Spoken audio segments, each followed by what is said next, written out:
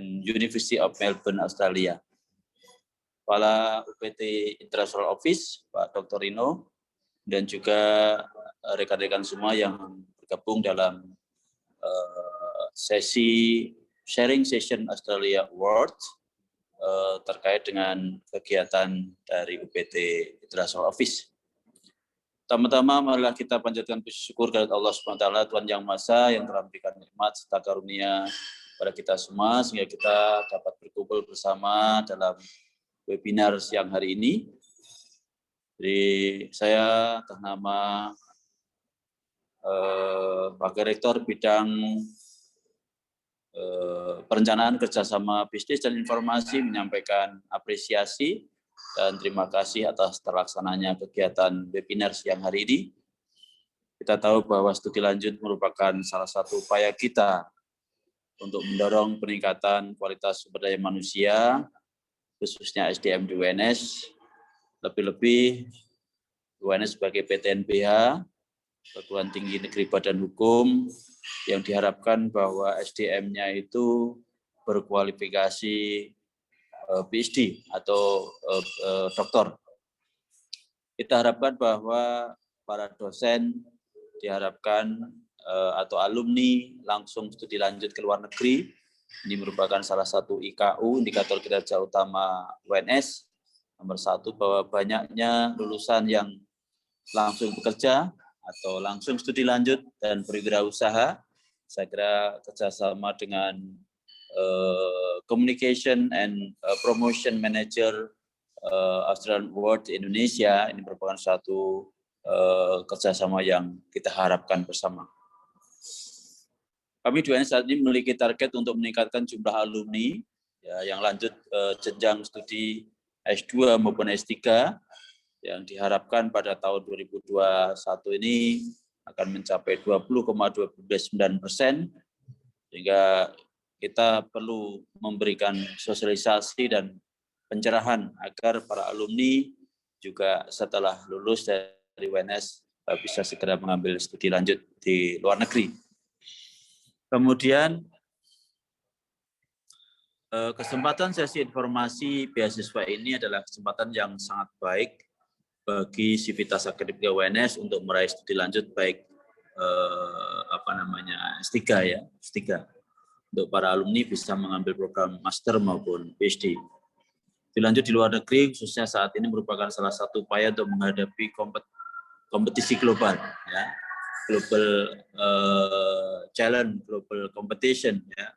Studi di luar negeri tidak hanya akan berpengaruh secara akademik, tetapi juga meningkatkan kemampuan non-akademik dalam hal manajerial, kemudian juga habituation, culture, ya, academic culture di luar negeri itu perlu kita contoh bagaimana academic atmosphere di sana, jadi budaya ilmiah yang betul-betul mempunyai kinerja yang bagus, mempunyai luaran riset yang tinggi, sehingga publikasi internasionalnya akan meningkat dengan tajam.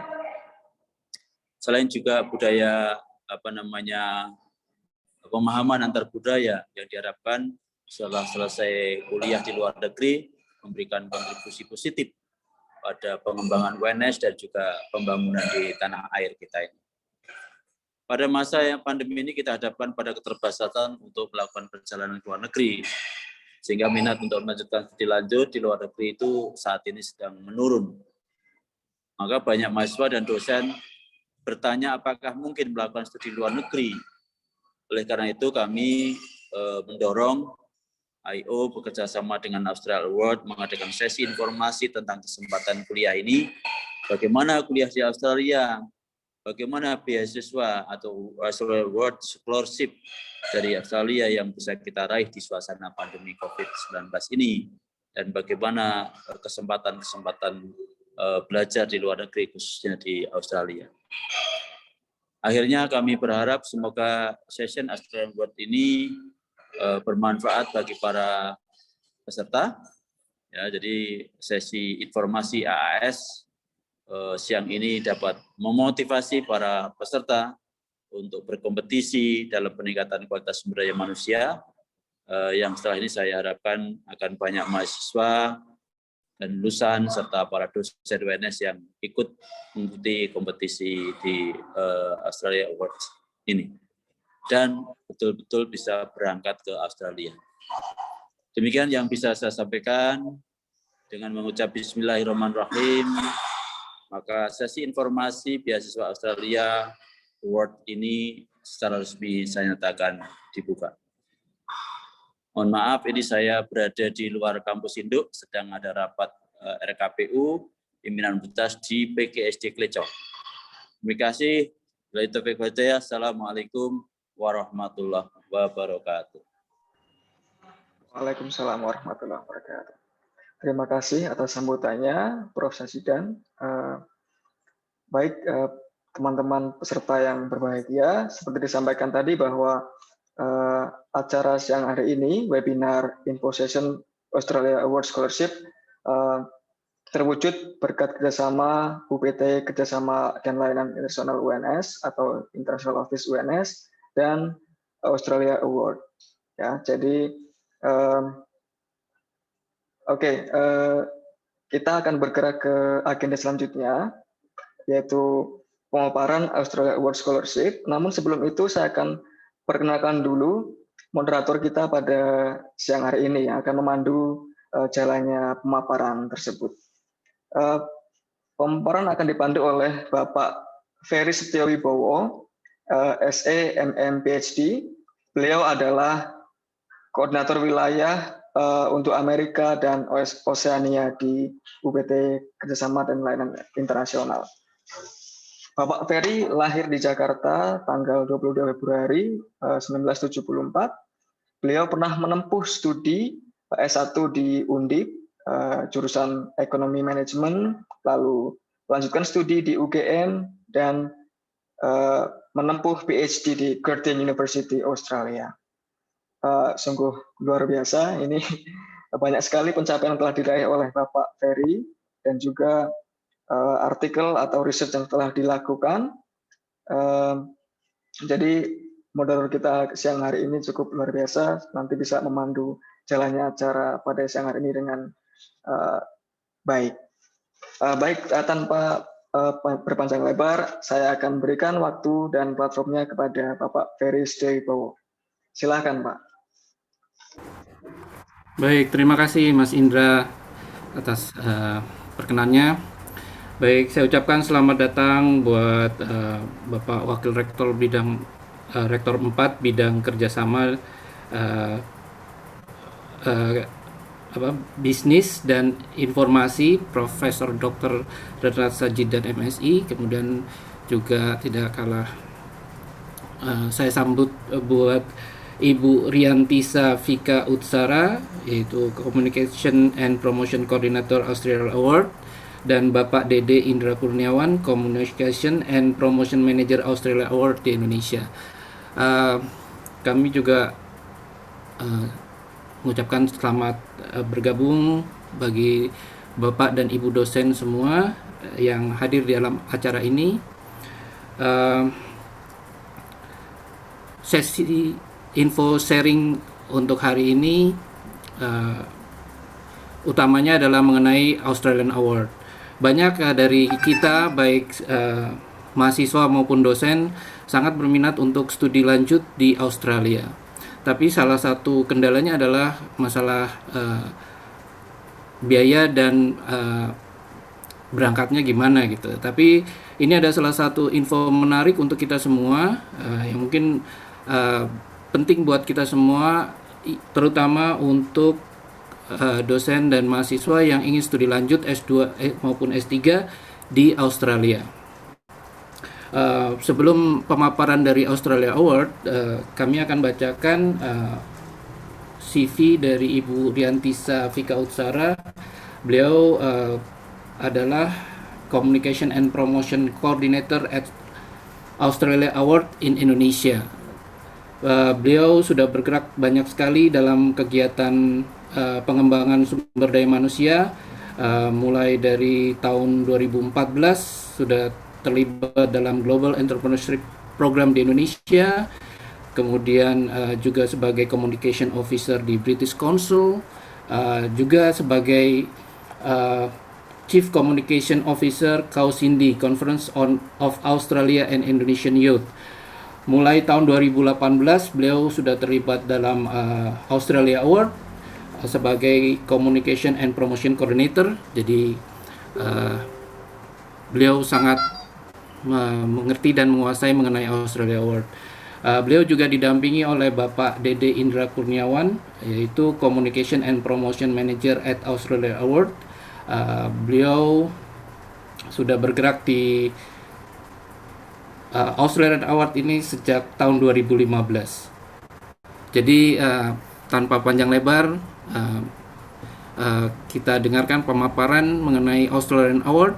Intinya adalah bagaimana kita bisa mendapatkan Australian Award dengan lebih baik lagi. Utamanya yang banyak pertanyaan dari dosen dan mahasiswa adalah gimana sih Australian Award itu, prosesnya seperti apa, dibuka kapan, dan apa yang menjadi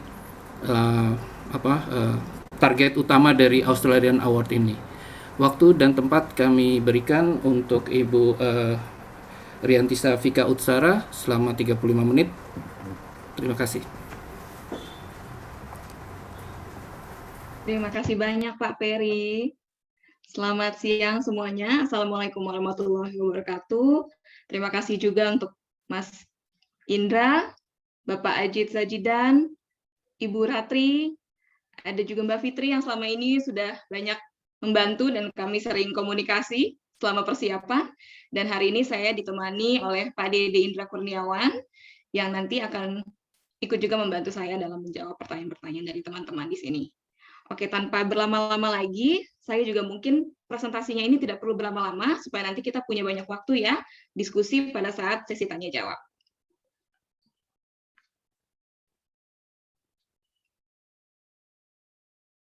Ya, oke. Hari ini saya memang akan fokus hanya untuk bagian long-term awards dari Australia Awards Scholarships. Jadi, saya langsung saja. Australia Awards in Indonesia merupakan salah satu program beasiswa internasional yang terlama yang ada di Indonesia, dan juga program ini memiliki dua, kami sebutnya long term awards ya, dua program beasiswa, long term awards dan short term awards.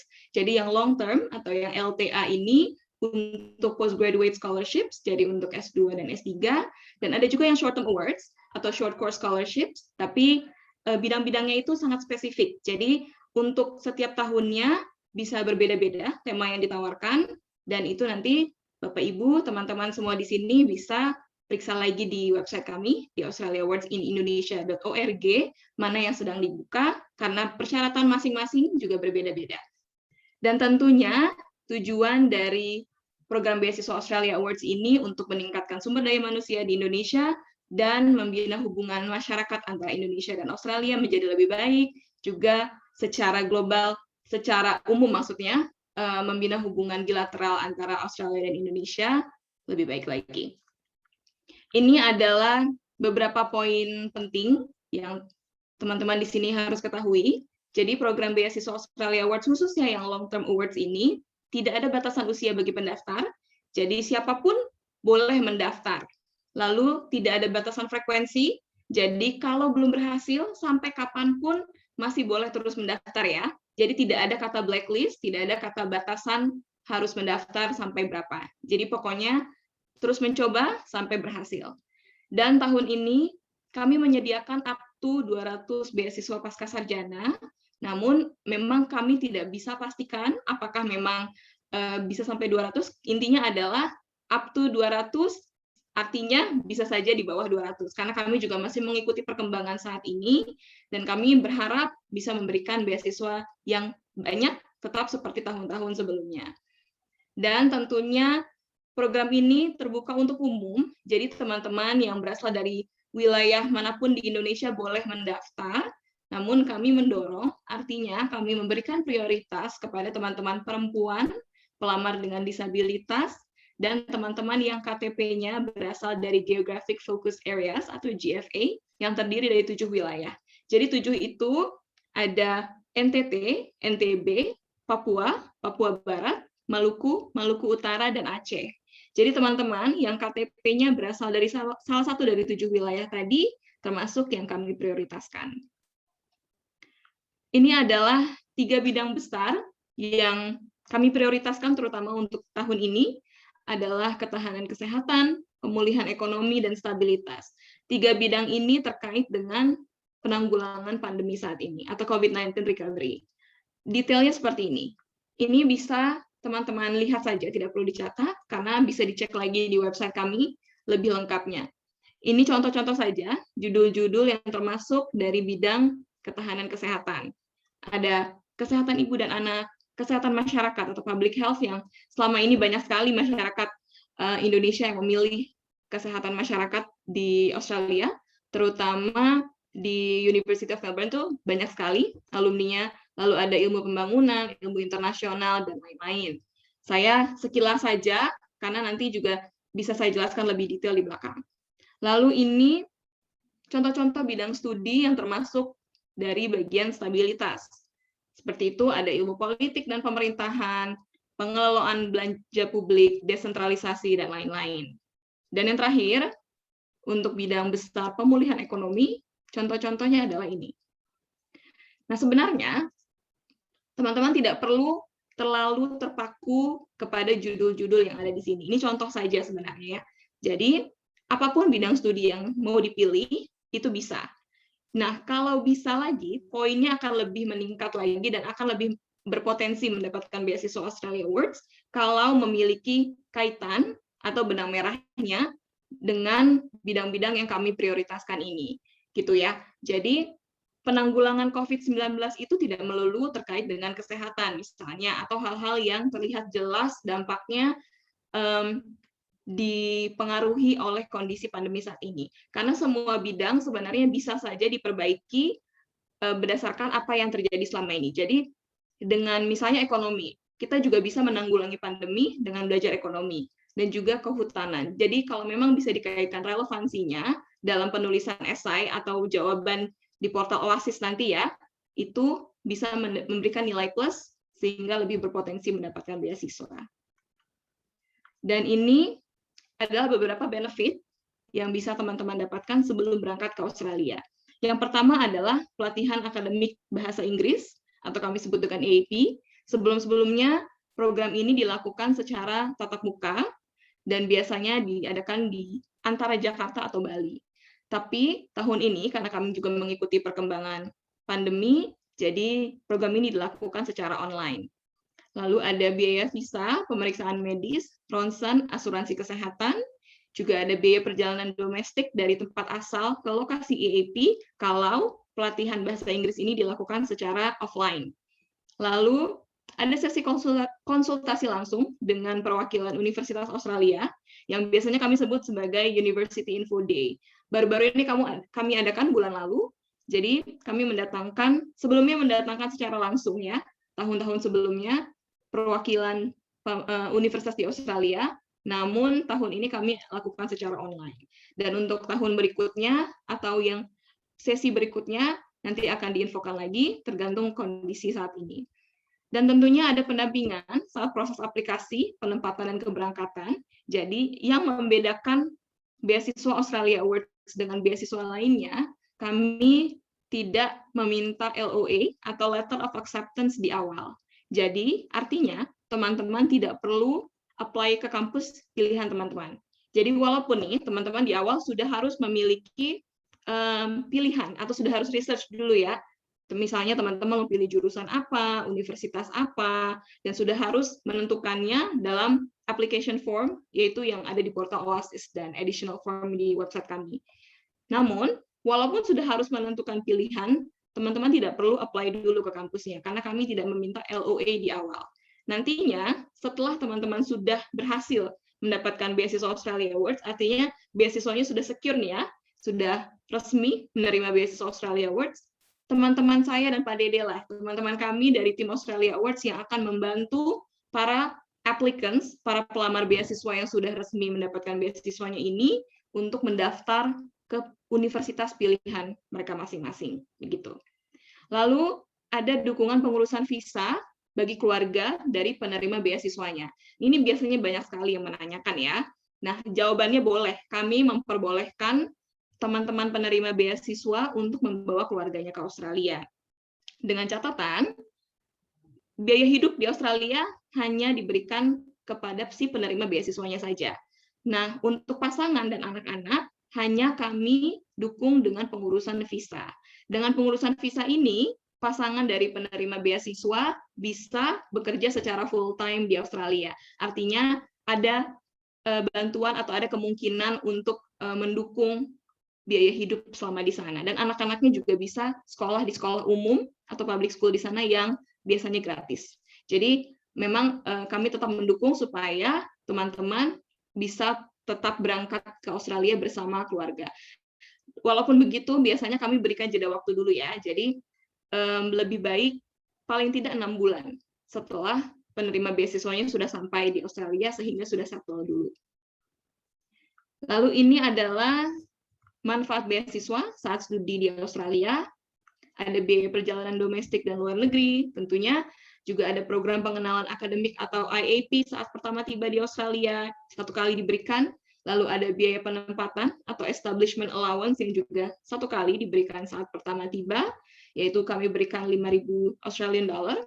Juga ada biaya hidup selama di Australia yang biasanya diberikan setiap 2 minggu, nominalnya sampai saat ini per bulannya adalah 2.500 Australian dollar. Lalu ada bantuan tutorial, ada biaya penelitian lapangan, baik di Indonesia maupun di Australia, tergantung dari research teman-teman sendiri. Lalu ada pendampingan dari pihak universitas selama masa studi di sana, atau kami sebut sebagai dedicated LO. Jadi dedicated LO ini berfungsi benar-benar sebagai pendamping studi di sana, yang tidak hanya bisa berdiskusi tentang hal-hal akademik, namun juga tentang adaptasi selama kehidupan di Australia. Ini mungkin bisa ditanyakan langsung nih dengan Bapak Ibu alumni Australia Awards di sini yang sudah mengalami langsung ya selama studi di sana. Dan ada biaya perjalanan reuni bagi teman-teman yang masa studinya minimal 2 tahun. Artinya setelah setengah masa studi, teman-teman bisa kembali ke Indonesia dan kembali lagi ke Australia, itu semua di-cover oleh Australia Awards. Dan ini adalah manfaat setelah kembali ke Indonesia dan menjadi alumni. Tentunya menjadi bagian dari komunitas Australia Global Alumni di Indonesia, artinya juga berkesempatan mengikuti berbagai kegiatan alumni. Sebelum pandemi, kami cukup banyak kegiatan offline yang diadakan untuk alumni. Ada workshops, seminar, bahkan ada gala dinner yang tujuannya untuk menyambut para alumni yang baru kembali ke Indonesia. Ada juga festival musik, yaitu Gig on the Green, dan lain-lain. Lalu, manfaat lainnya adalah bisa berkesempatan untuk mendapatkan hibah yang kami sebut sebagai Australian Alumni Grant Scheme atau AGS. Jadi dana hibah ini diberikan untuk alumni-alumni Australia, tidak hanya dari penerima beasiswa Australia Awards ya. Jadi Australia Global Alumni Network ini adalah komunitas alumni Australia dari beasiswa manapun atau bahkan yang membiayai diri mereka sendiri, artinya dengan uang pribadi. Jadi intinya adalah orang-orang yang pernah studi di Australia. Nah, selanjutnya teman-teman juga bisa mendapatkan informasi up-to-date setiap minggu yang kami berikan melalui Alumni Activities Update atau newsletter. Lalu ada Australia Indonesia Alumni Forum di LinkedIn. Dan juga ada berbagai kegiatan online lainnya yang kami adakan. Dan kami baru-baru ini juga meluncurkan pilot podcast yang ada di berbagai platform. Salah satunya ada Spotify, ada juga di YouTube, dan ada di Google Podcast, juga Apple Podcast, dan lain-lain. Teman-teman bisa cek lagi, nanti infonya ada di website Australia Awards. Setiap bulan kami memberikan episode-episode yang menarik, dan saat ini kami sudah mulai mempromosikan untuk episode yang kedua. Teman-teman bisa cek sendiri nanti. Nah, ini info yang paling penting. Kami sudah buka sejak 1 Februari, dan deadline-nya sebentar lagi, tidak terasa ya, 30 April nanti adalah penutupan beasiswa Australia Awards. Dan ini adalah 2 portal yang wajib diisi. Selama ini kami selalu tekankan kalau 2 portal ini wajib, namun biasanya masih ada saja teman-teman yang mungkin lupa atau miss untuk mengisi salah satunya atau melengkapinya. Jadi dua-duanya ini wajib ya. Kalau ada salah satu saja yang tidak lengkap, itu otomatis tersingkir. Jadi yang pertama adalah oasis.dfat.gov.au atau kami sebut dengan portal Oasis, dan yang kedua adalah additional information yang ada di website Australia Awards. Ini adalah persyaratannya. Jadi bagi teman-teman yang non-GFA atau yang KTP-nya berasal dari luar 7 wilayah yang tadi saya sebutkan, persyaratannya ini. Jadi minimal IPK 2,9, artinya nilai keseluruhan ya, nilai akhir IPK-nya. Lalu untuk bahasa Inggris, yang master, TOEFL ITP, kami masih terima ya, TOEFL ITP, jadi minimal untuk TOEFL ITP-nya 525, IBT 69, IELTS-nya 5,5, dan PT Akademik 46. Untuk PhD lebih tinggi, TOEFL ITP 550, IELTS 6,0, dan yang lainnya setaranya. Dan ada persyaratan tambahan juga untuk pelamar PhD. Dan untuk teman-teman yang berasal dari 7 wilayah tadi, atau yang kami sebut sebagai geographic focus areas, dan teman-teman pelamar difabel, persyaratannya sedikit berbeda. Untuk yang master, namun yang PhD-nya sama saja ya, bisa dicek di sini. Dan mungkin masih ada yang bertanya, kalau yang baru mengetahui program beasiswa Australia Awards ini, memang persyaratan kami terbilang lebih rendah dibandingkan beasiswa pada umumnya. Karena rata-rata beasiswa internasional biasanya meminta paling tidak nilai bahasa Inggrisnya adalah 6,5, benar ya. Tapi kenapa kami memberikan kesempatan ini yang untuk umum artinya hanya 5,5? Karena nantinya kami akan berikan pelatihan akademik bahasa Inggris lagi, salah satu benefit yang tadi saya sebutkan sebelum teman-teman berangkat ke Australia. Nah, dalam program pelatihan bahasa Inggris itu, teman-teman akan diberikan pendalaman lagi, tidak hanya tentang nilai IELTS di situ saja, tapi juga untuk persiapan akademik selama studi di Australia nanti supaya tidak terlalu kaget ya, jadi sudah lebih familiar. Nah, di situ artinya kami membuka pintu lebih besar kepada teman-teman di Indonesia untuk bisa mendapatkan beasiswa Australia Awards gitu. Nah, ini untuk tambahan teman-teman yang ingin melamar PhD, jadi ada transkrip dan ijazah S1 dan S2 yang dilegalisir, ingat wajib dilegalisir. Lalu ada referensi akademis dari pembimbing S2, ini juga sebaiknya yang akademis ya, karena berkaitan dengan penelitian. Dan untuk proposal penelitiannya, ini adalah poin-poinnya. Jadi, memang kami meminta abstrak saja sebenarnya, cukup 1 halaman. Tapi sebaiknya memang sudah cukup matang, artinya sudah benar-benar dipikirkan dengan sebaik-baiknya, karena memang ini adalah poin penting bagi pelamar PhD untuk bisa berpotensi mendapatkan beasiswa. Dan tahun-tahun sebelumnya, kami memang mewajibkan adanya bukti korespondensi dengan calon supervisor, tapi tahun ini kami memberikan kelonggaran bagi teman-teman. Jadi kalau memang memiliki bukti komunikasi dengan calon profesor di universitas tujuan itu bagus, tapi kalau tidak, tidak apa-apa. Dan ini adalah program ELTA atau English Language Training Assistance. Jadi untuk teman-teman yang melamar S2 saja ya, yang S3 tidak bisa.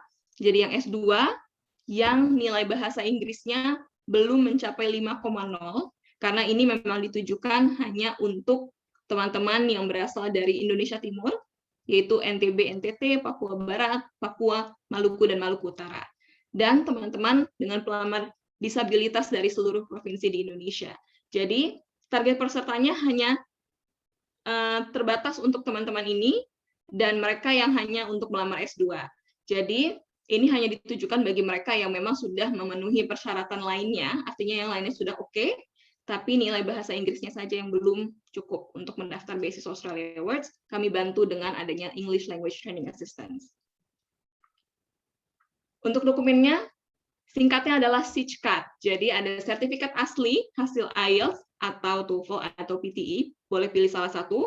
Lalu ada ijazah yang dilegalisir, CV terbaru dalam bahasa Inggris, KTP atau paspor, pilih salah satu juga boleh, akta kelahiran, yang fotokopi saja, dan transkrip yang dilegalisir. Jadi untuk merangkum ini dan memudahkan teman-teman, yang wajib dilegalisir hanyalah ijazah dan transkrip. Legalisir itu artinya yang sudah difotokopi, kemudian diresmikan lagi, dilegalisasi ya. Jadi yang sudah diberikan cap dan tanda tangan. Ya, pokoknya intinya teman-teman bisa lakukan itu di universitas asal. Tapi kalau memang tidak memungkinkan, misalnya kondisi pandemi saat ini, teman-teman bisa lakukannya di notaris publik terdekat. Intinya wajib dilegalisir. Jadi bukan berarti dokumen yang asli yang diupload di Oasis ya, yang dilegalisir yang kami terima. Lalu untuk CV berbahasa Inggris, dan ini adalah satu-satunya dokumen yang kami minta dalam bahasa Inggris. Yang lainnya bahasa original saja, bahasa Indonesia. Jadi tidak perlu ditranslate. Tapi kalau memang sudah terlanjur, tidak apa-apa, boleh saja dilampirkan yang sudah diterjemahkan.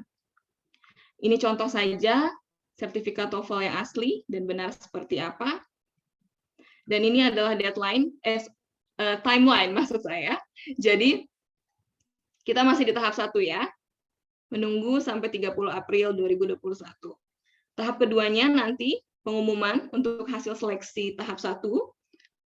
Dan tahap ketiganya kami akan memberitahukan informasi tentang interview dan tes IELTS. Ini banyak juga yang masih suka bertanya, kenapa ada tes IELTS lagi di tengah-tengah proses aplikasi dari kami? Jadi, tes IELTS ini adalah tes IELTS yang kami biayai, yang Australia Awards biayai, yang ada di tahap 3 dan 4 ya.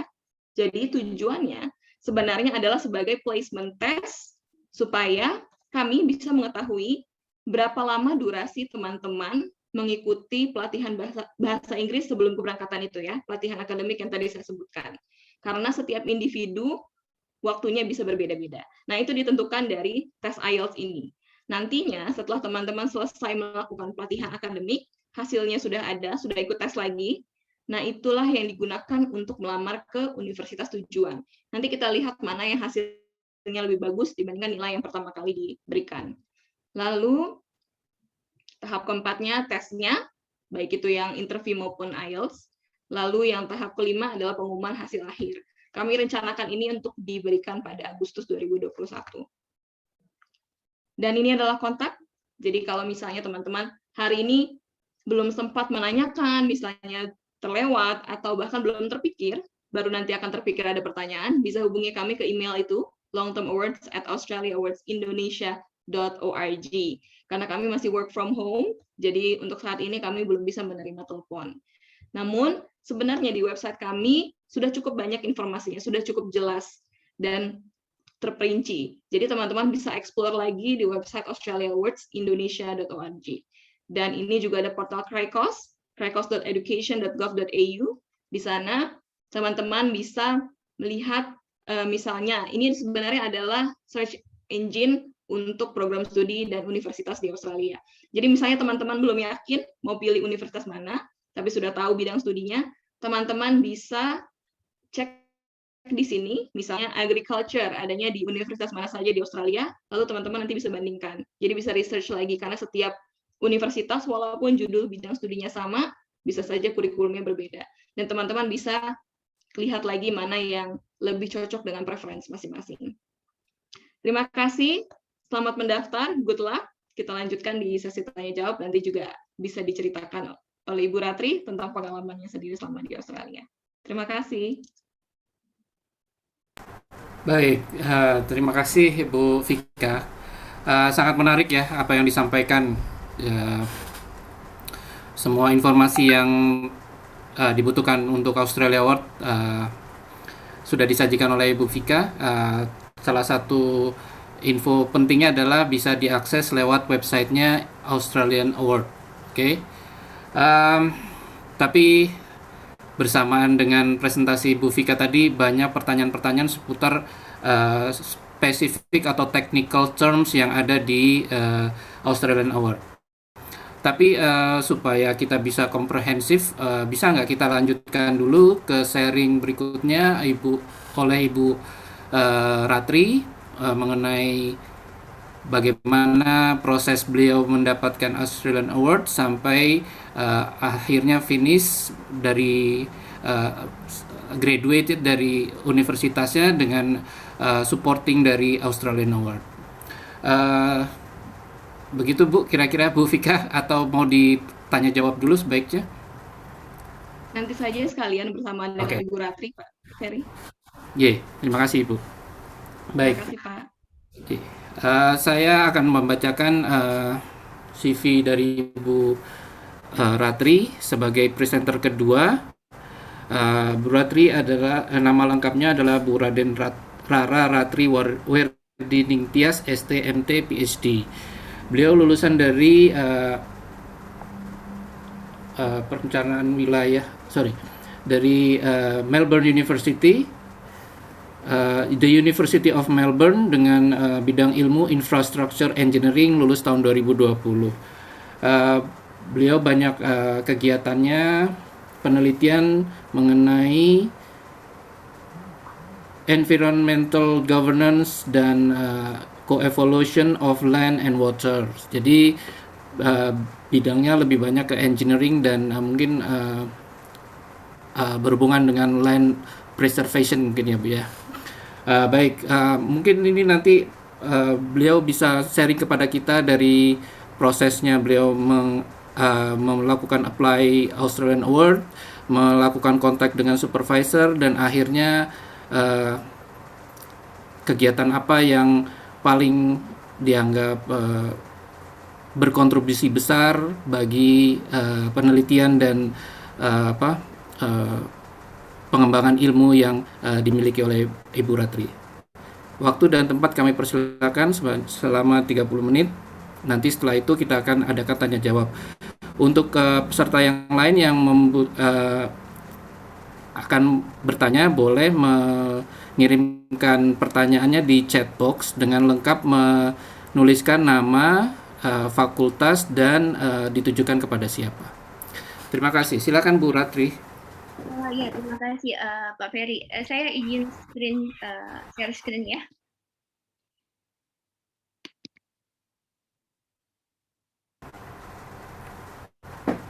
Apakah sudah terlihat ya? Sudah Bu. Oke. Sebelumnya, Bismillahirrahmanirrahim. Assalamualaikum warahmatullahi wabarakatuh. Terima kasih atas kesempatannya. Selamat siang Prof. Sajidan, kemudian dari Pak Dede, Bu Vika dari AAS, kemudian Pak Ferry dan teman-teman dari IO, Pak Rino. Terima kasih atas kesempatannya. Saya sebenarnya agak bingung juga, saya disuruh bercerita tentang pengalaman, tapi ya saya akan coba merecall lagi ya apa yang saya alami selama menjadi bagian dari Australia Award Scholarship, which is hampir 7 tahun ya, walaupun saya sekolahnya mungkin 5 tahun, perjuangannya itu sekitar kalau di total itu adalah 7 tahun. Jadi saya akan coba buat poin-poinnya, kira-kira kenapa kok akhirnya saya jatuh cinta sama Australia Award Scholarship, dan saya juga urge ke teman-teman, ke dosen, teman-teman yang mungkin masih mau melanjutkan S3 atau teman-teman adik-adik mahasiswa yang saya cintai, kalau mau ke Aussie, please go for Australia Award Scholarship gitu. Oke, akan saya mulai. Pertama-tama saya akan ceritain kenapa Australia. Di situ saya adakan peta gitu.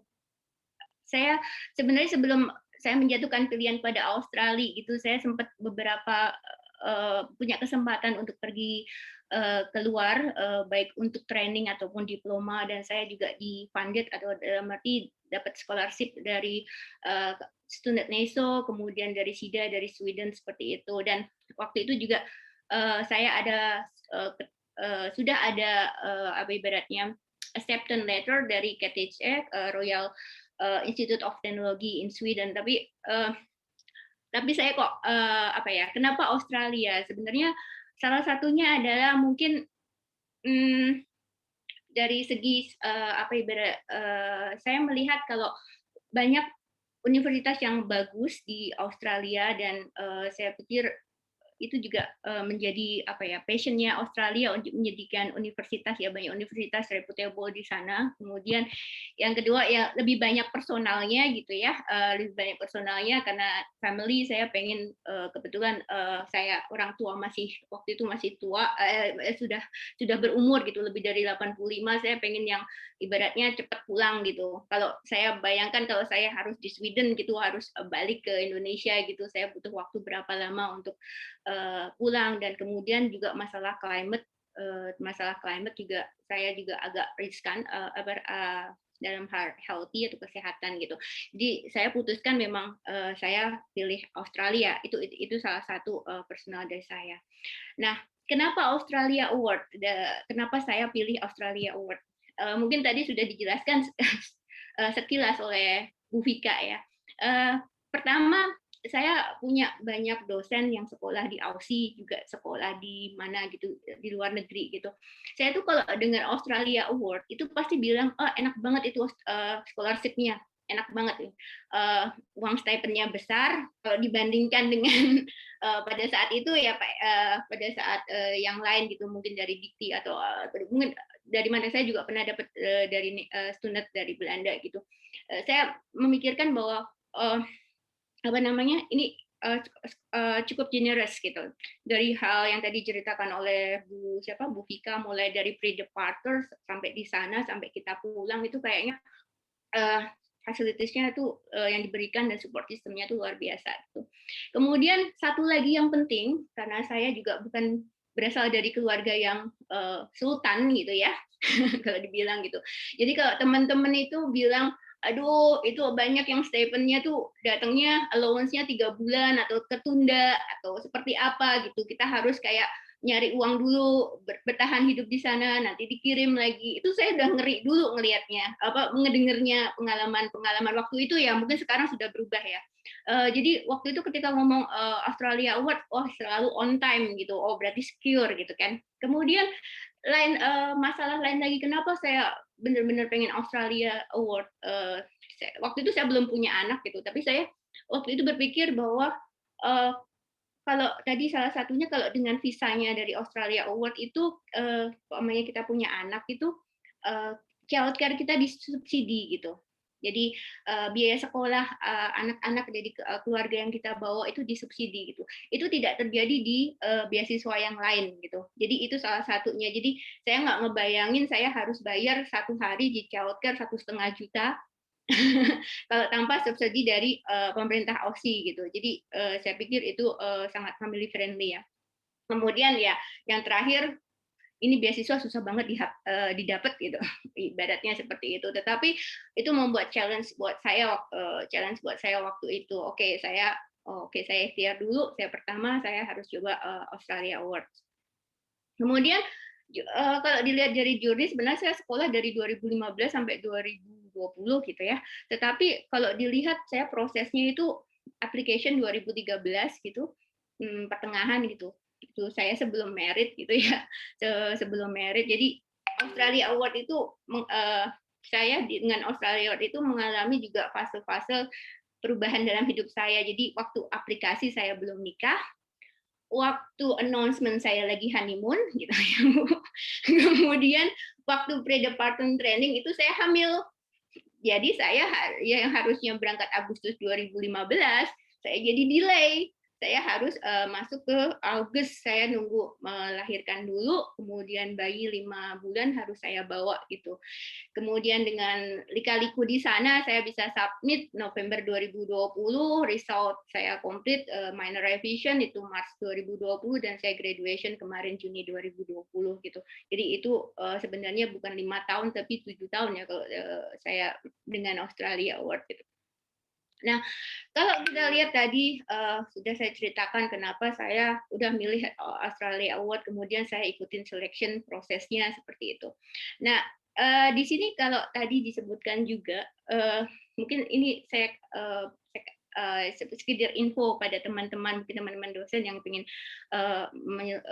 apply untuk doktoral. Jadi ketika kita sudah selection proses, kemudian kita mau interview, itu sebaiknya kita sudah punya nama supervisor. Tadi disebutkan bahwa ada renggang ada kelonggaran ya Bu, tidak harus email ditunjukkan gitu ya, tapi waktu itu sudah email ditunjukkan gitu. Nah itu yang ibaratnya kalau dari proses saya prosesnya cukup cepat sekali karena saya nggak ada kenalan sama sekali di Aussie. Mungkin nanti Bapak Ibu teman-teman dosen atau adik-adik, saya nggak punya kenalan sekali sama dosen di Aussie. Gimana saya caranya apply gitu? Waktu itu ya saya browsing CV yang sesuai dengan passion saya, kemudian saya akan pilih yang terbaik. Nanti saya juga akan ceritakan gitu bagaimana memilih, mungkin memilih supervisor gitu ya, karena memilih supervisor itu menentukan hidup mati kita sebagai seorang PhD gitu. Kalau nanti master mungkin tidak terlalu seperti PhD gitu ya, bahwa supervisor adalah dewa gitu. Nah, salah satunya adalah apa ibaratnya kita cari yang CV-nya bagus, atau ibaratnya kita bisa track record-nya itu bagus, karena banyak dari teman-teman yang ketika udah di sana itu tuh ibaratnya kalau orang yang sudah memegang beasiswa itu tuh jadi rebutan. Jadi oleh supervisor di sana banyak yang dokter-dokter baru yang pengen punya research gitu ya, dosen-dosen dari universitas-universitas itu pengen punya research, dapat oh ini ada awardee gitu, dapat beasiswa gitu, mereka tuh malah ada beberapa supervisor yang menghubungi saya gitu, mau nggak kamu jadi ibaratnya kamu jadi under my supervision gitu, seperti itu. Tapi kita harus benar-benar pilah-pilah, hati-hati gitu, seperti itu. Nah, tadi juga disebutkan pada at this stage di awal itu sebenarnya kita tidak perlu waktu itu requirement untuk masuk di engineering Unimap itu 6,5, tapi waktu itu saya cuma 6 IELTS saya. Jadi waktu itu saya belum fulfill 6,5, saya baru 6. Tapi yang di sini yang agak susah menurut saya itu di interview proses. Itu menurut saya 45 menit apa ibaratnya interview proses itu kayak saya udah nggak inget saya tuh ngomong apa tadi gitu dengan 5 apa ibaratnya reviewer gitu, kayak dibombardir gitu. Nah, saran saya kalau nanti ada yang sampai pada tahap ini, moga-moga semuanya sampai gitu ya, dimudahkan untuk sampai tahap ini, tolong persiapkan, ini tidak hanya terkait dengan metodenya saja gitu, metode penelitian saja, tetapi juga background, passion itu diukur semua. Walaupun saya nggak tahu, jadi ada 5 itu dari macam-macam gitu. Mungkin menilai attitude-nya, menilai apanya saya nggak terlalu itu. Cuman karena saya juga ada background. Kemudian yang tadi salah satunya milih topik yang ada menjadi passion-nya hubungan antara Australia dengan Indonesia yang tadi disampaikan oleh Bu Vika. Itu penting sekali gitu. Mungkin itu salah satu kriteria untuk menentukan siapa sih dapat poin, lumayan mungkin dapat poin seperti itu. Jadi untuk interview proses itu adalah proses yang menurut saya super duper apa ibaratnya challenging gitu. Nah, kemudian selection proses, kemudian announcement akan ada seperti ini. Waktu itu saya dikasih perbandingannya itu 1:8 ya, jadi untuk PSD gitu. Nah, tapi ya tidak semua apa ya. Kebetulan kalau tadi sempat ngobrol gitu, Australia Award memang agak susah ditembus gitu. Alhamdulillah waktu itu saya cuma 1 kali tembakan, alhamdulillah tembus gitu. Tapi dosen saya gitu ada yang sampai 3 kali, teman saya ada yang sampai 7 kali. Tapi karena mindsetnya tuh saya harus dapat Australia Award karena ya itu dengan berbagai pertimbangan yang tadi saya sampaikan, kita tuh benar-benar kayak apa adiktif ya, Australia Award adiktif seperti itu, harus dapat Australia Award seperti itu. Oke, ini yang tadi diceritakan. Jadi setelah dari IELTS test yang tadi dibiayai oleh AS gitu, saya dapat program yang 4,5 bulan. Saya harus ada di Jakarta. Di situ kita juga sudah mulai dapat uang saku ya untuk hidup. Jadi tidak dibiarkan seperti apa. Terus kemudian juga kita dibekali oleh computer skill, kemudian juga kita dikenalkan dengan Australia culture, kemudian juga ada untuk khusus untuk PhD ada doctoral preparation program. Jadi bagaimana sih sebenarnya apa yang akan dilakukan oleh seorang PhD, dan itu dipersiapkan sangat dipersiapkan oleh Australia Award di pre-department training. Kemudian hal lain yang menurut saya adalah benefitnya adalah ini yang tadi diceritakan sama Bu Vika gitu, bahwa yang manage LOA itu adalah AS. Jadi kita nggak perlu pusing-pusing gitu. Kita tinggal tunjukkan saya pengen ke sana preferensi 1 gitu. Tapi juga siapkan preferensi 2. Kebetulan saya preferensi 1, alhamdulillah saya lolos gitu. Jadi tidak harus ke preferensi 2. Ini saya ada Mbak Risa Fiti. Saya pikir Bu Vika itu Bu Risa Fiti gitu. Saya kemarin itu sempat ini Bu Risa gitu. Itu luar biasa dukungan dari Australia Award staff di sana. Kebetulan saya tuh ibaratnya awardee yang punya banyak masalah gitu karena hamil, kemudian ibaratnya kan jadi harus delay dan macam-macam. Kemudian kebetulan suami saya bukan orang Indonesia, jadi perlu ada khusus seperti itu, treatment khusus, dan itu semuanya dibantu untuk visa dan tiket dan semuanya. Dan biasanya memang biasanya awardee berangkat dulu, setelah itu 6 bulan keluarga baru menyusul. Tapi untuk kasus saya minta saya berangkat dengan anak dan suami saya karena waktu itu saya melahirkan prematur gitu. Jadi saya harus bawa anak saya waktu itu. Jadi anak 5 bulan lahir prematur udah saya bawa ke Aussie gitu. Dan itu semua difasilitasi oleh Australia Award. Dan kemudian hal lain yang diberikan ini memang kelihatannya sepele gitu, tapi sampai dipikirkan oleh yang saya Australia Award, bahwa kita dapat baggage tambahan. Kalau pakai Garuda biasanya kita 20, itu khusus Australia Award kita bisa 30, jadi kalau 3 gitu berangkat itu 90, jadi luar biasa. Maksudnya menurut saya 10 kilo itu juga lumayan ya Bu untuk awal-awal teman-teman. Jadi dipikirkan sampai memudahkan kita semuanya. Itu kesan saya untuk Australia Award sampai pada tahap departure. Kemudian untuk tahap ketika studi di Aussie gitu ya, saya merasa memang sih kalau saya memilihnya University of Melbourne. Kadang kalau kalau master mungkin punya ya yang dipilih pasti universitas yang top 5 mungkin di Australia atau seperti apa gitu. Tapi kalau untuk PhD mungkin ada dilema antara supervisor dan university gitu. Yang dipilih yang mana gitu, antara saya cocok dengan supervisornya atau saya milih yang top 5 gitu, seperti itu. Itu juga menurut saya ada plus minusnya gitu. Of course, yang pertama kita harus lihat supervisor kita harus sesuai dengan passion kita. Semakin bagus supervisor, walaupun dia tidak di top 5 university gitu di Australia, kita harus pergi ke itu. Tetapi kalau bisa, waktu itu saya ada beberapa kandidat gitu dari Sydney, University of Sydney, kemudian Griffith, dan kemudian dari University of Melbourne gitu. Terus waktu itu saya jatuhkan, ya sudahlah, saya karena waktu itu agak-agak idealis gitu ya, nomor satunya kayaknya University of Melbourne, ya udah saya coba University of Melbourne seperti itu. Nah, di situ memang ada plus minusnya gitu.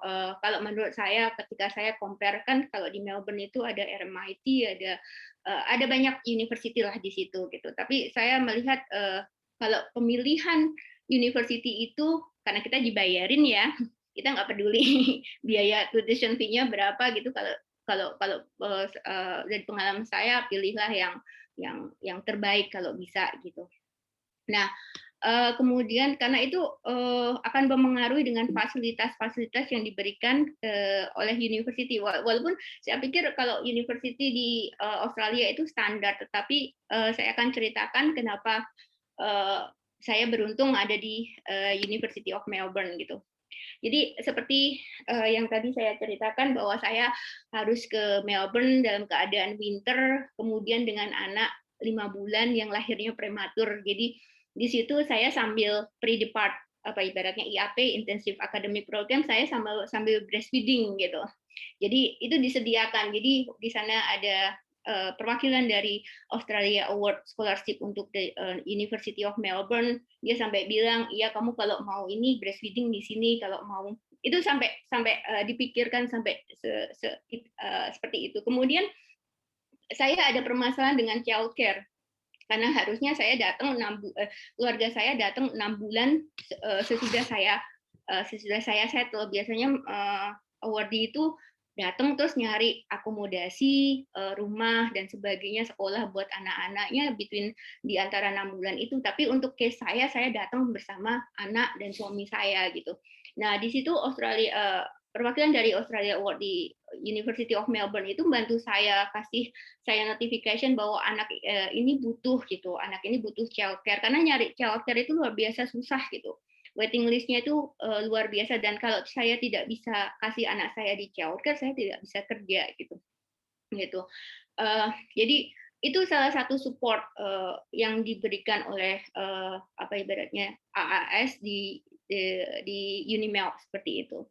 Kemudian saya juga ya mungkin saya tidak bisa mengeneralisasikan, tetapi saya beruntung ketika saya ada di Unimap karena ada maintenance apa ya sistem maintenance yang bagus gitu untuk tidak hanya jadi ada monitoring terhadap supervisor juga gitu. Jadi kalau saya bilang saya beruntung dapat supervisor seperti yang saya gitu karena mereka tidak hanya pinter dalam arti supervisor itu kalau tidak hanya pinter tetapi juga harus bisa menurut saya yang paling penting adalah bisa mengerti kondisi kita gitu. Apalagi waktu itu saya adalah proses jadi ibu baru seperti itu. Nah, walaupun profesional tapi juga ibaratnya apa ya? Saya bilang mereka adalah role model yang bagus. Jadi saya menganggap supervisor saya itu seperti bapak dan kakak saya seperti itu. Nah, sometimes kalau saya ngelihat dari teman-teman ada yang ditinggal sama supervisornya, ada yang apa ibaratnya tidak bisa supervisornya pindah-pindah ke university terus universitasnya tidak bisa berbuat apa-apa ya sudah itu nasib Anda seperti itu ada. Tetapi kalau di Unimap kebetulan saya punya masalah. Jadi tahun pertama supervisor pertama saya itu pindah ke UQ. Jadi saya di Unimap dia pindah ke UQ. Nah itu langsung Australia Award kamu mau gimana gitu. Kamu mau ikut pindah atau enggak, itu benar-benar kayak siap gitu. Ya udah kalau kamu mau pindah silahkan, kalau tidak silahkan, kita fasilitasi dua-duanya. Jadi itu juga memudahkan saya gitu. Ketika supervisor saya pindah, saya tidak mengalami dilema terus ganti topik dan ganti macam-macam yang itu akan memprolong studi saya gitu. Kemudian terkait dengan finansial juga, jadi apa namanya financial childcare tadi ya. Jadi saya nggak tahu kalau di universitas lain tapi ada yang bilang tidak ada, tetapi di Unimap itu kita bisa borrow tanpa interest. Jadi kita bisa pinjam uang untuk keperluan, pamannya saya nggak bisa bayar buat childcare gitu. Childcare di sana kebetulan ada masalah dengan subsidi gitu. Itu sama mereka kita bisa kita borrow sampai berapa ya 5.000 apa ibaratnya $5.000 gitu dengan no interest seperti itu. Nah itu juga salah satu kelebihan ketika kita memilih universitas yang ibaratnya sudah ada standar terkait dengan bagaimana memanage studentnya termasuk dengan fasilitas-fasilitasnya. Kemudian ini yang saya soroti, ini adalah pengalaman saya, ini adalah 4 tahun tahun keempat saya gitu. Jadi saya punya masalah Bu Pak Dede, Bu Vika. Jadi ada pergantian di 2019 terkait dengan visa. Yang dulu adalah visa untuk awardee Australia Award itu adalah berbeda dengan visa student visa. Nah, itu kemudian di-merge. Nggak tahu kenapa gitu. Saya itu yang biasanya saya hanya bayar childcare satu hari itu 300.000, saya harus bayar 1,5 juta. Di 1,5 juta satu hari dibilang you are not eligible gitu. Nah di sini saya bingung.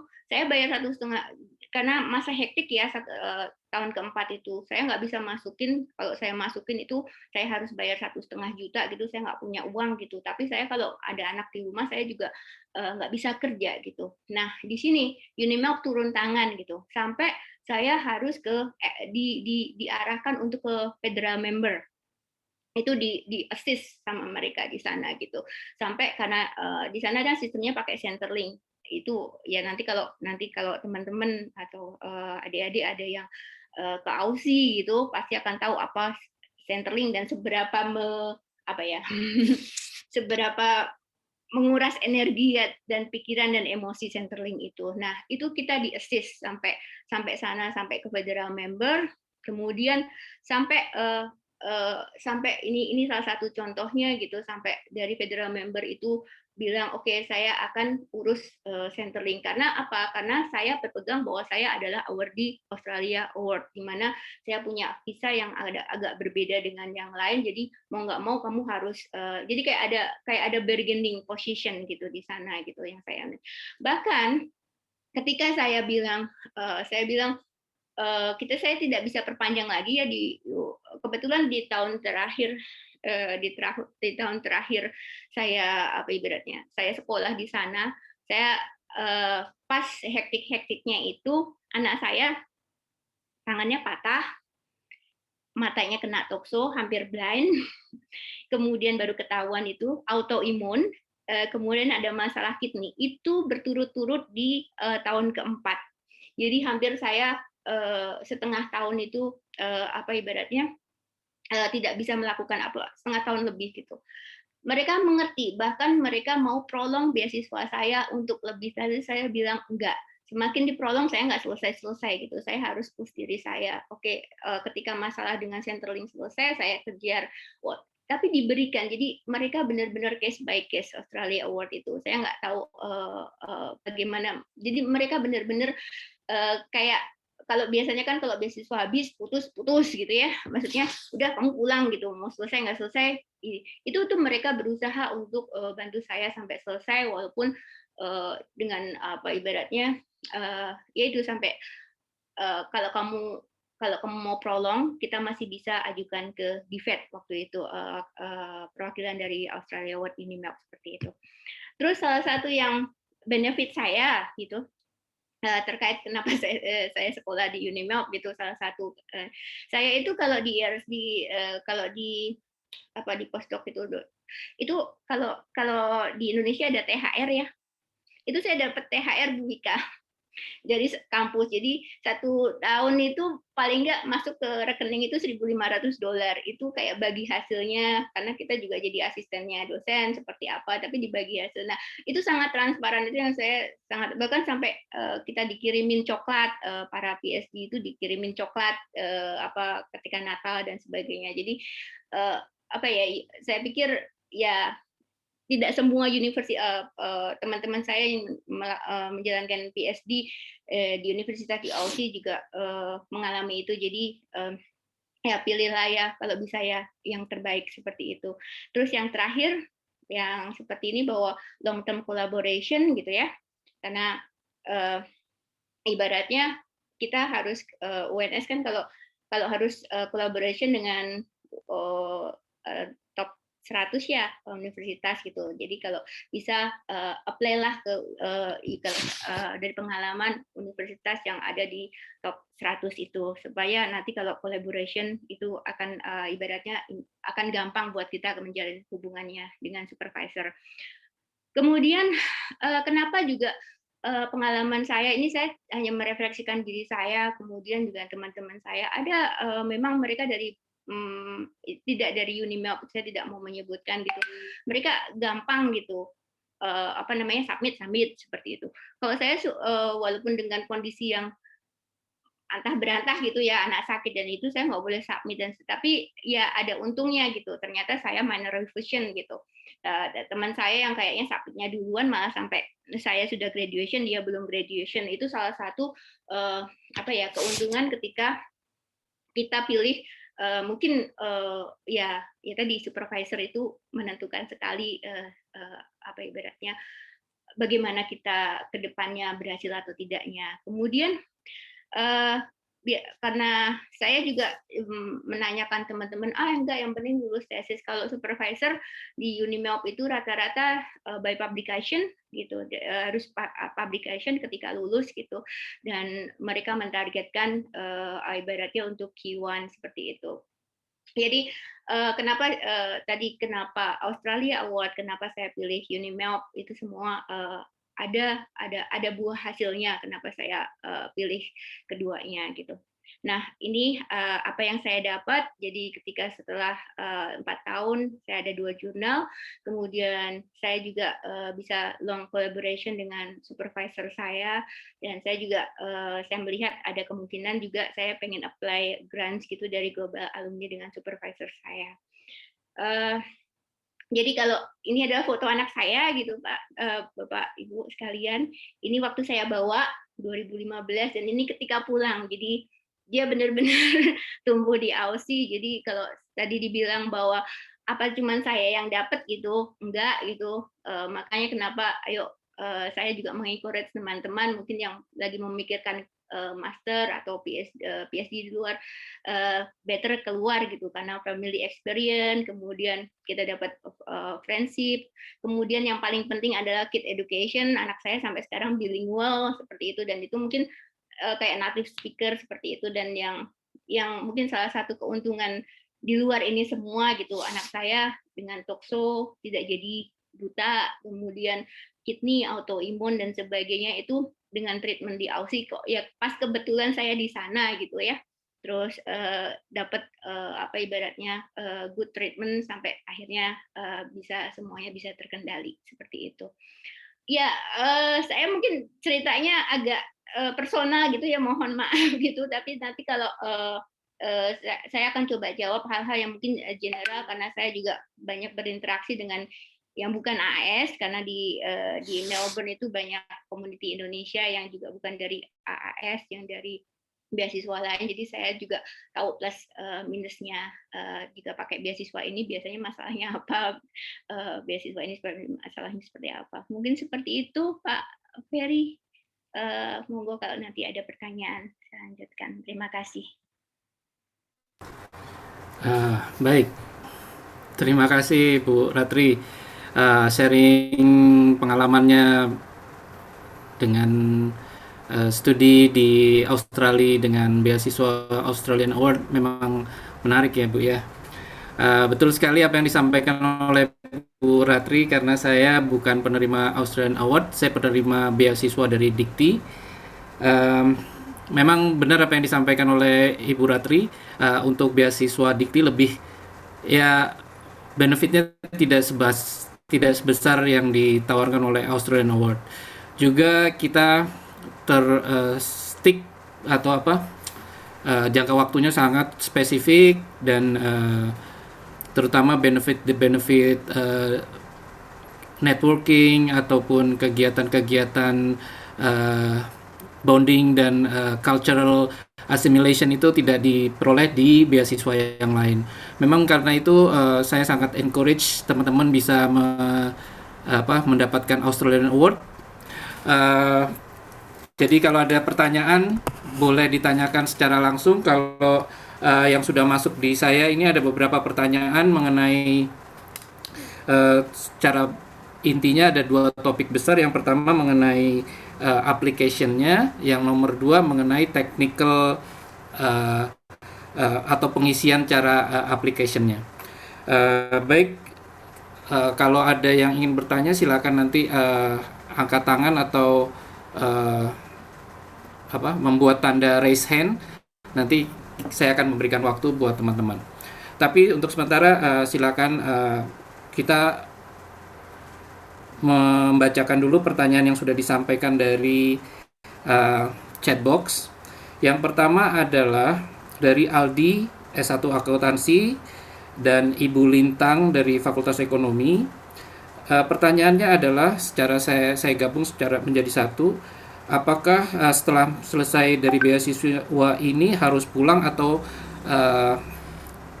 harus berkarya di Indonesia, tidak bisa dilanjutkan untuk bekerja di Australia?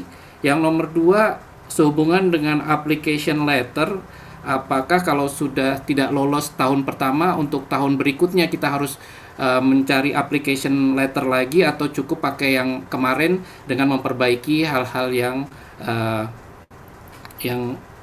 diperbaiki seperti tesis skripsi ataupun tesisnya. Dan nomor 3 dari Ibu Grace, apakah beasiswanya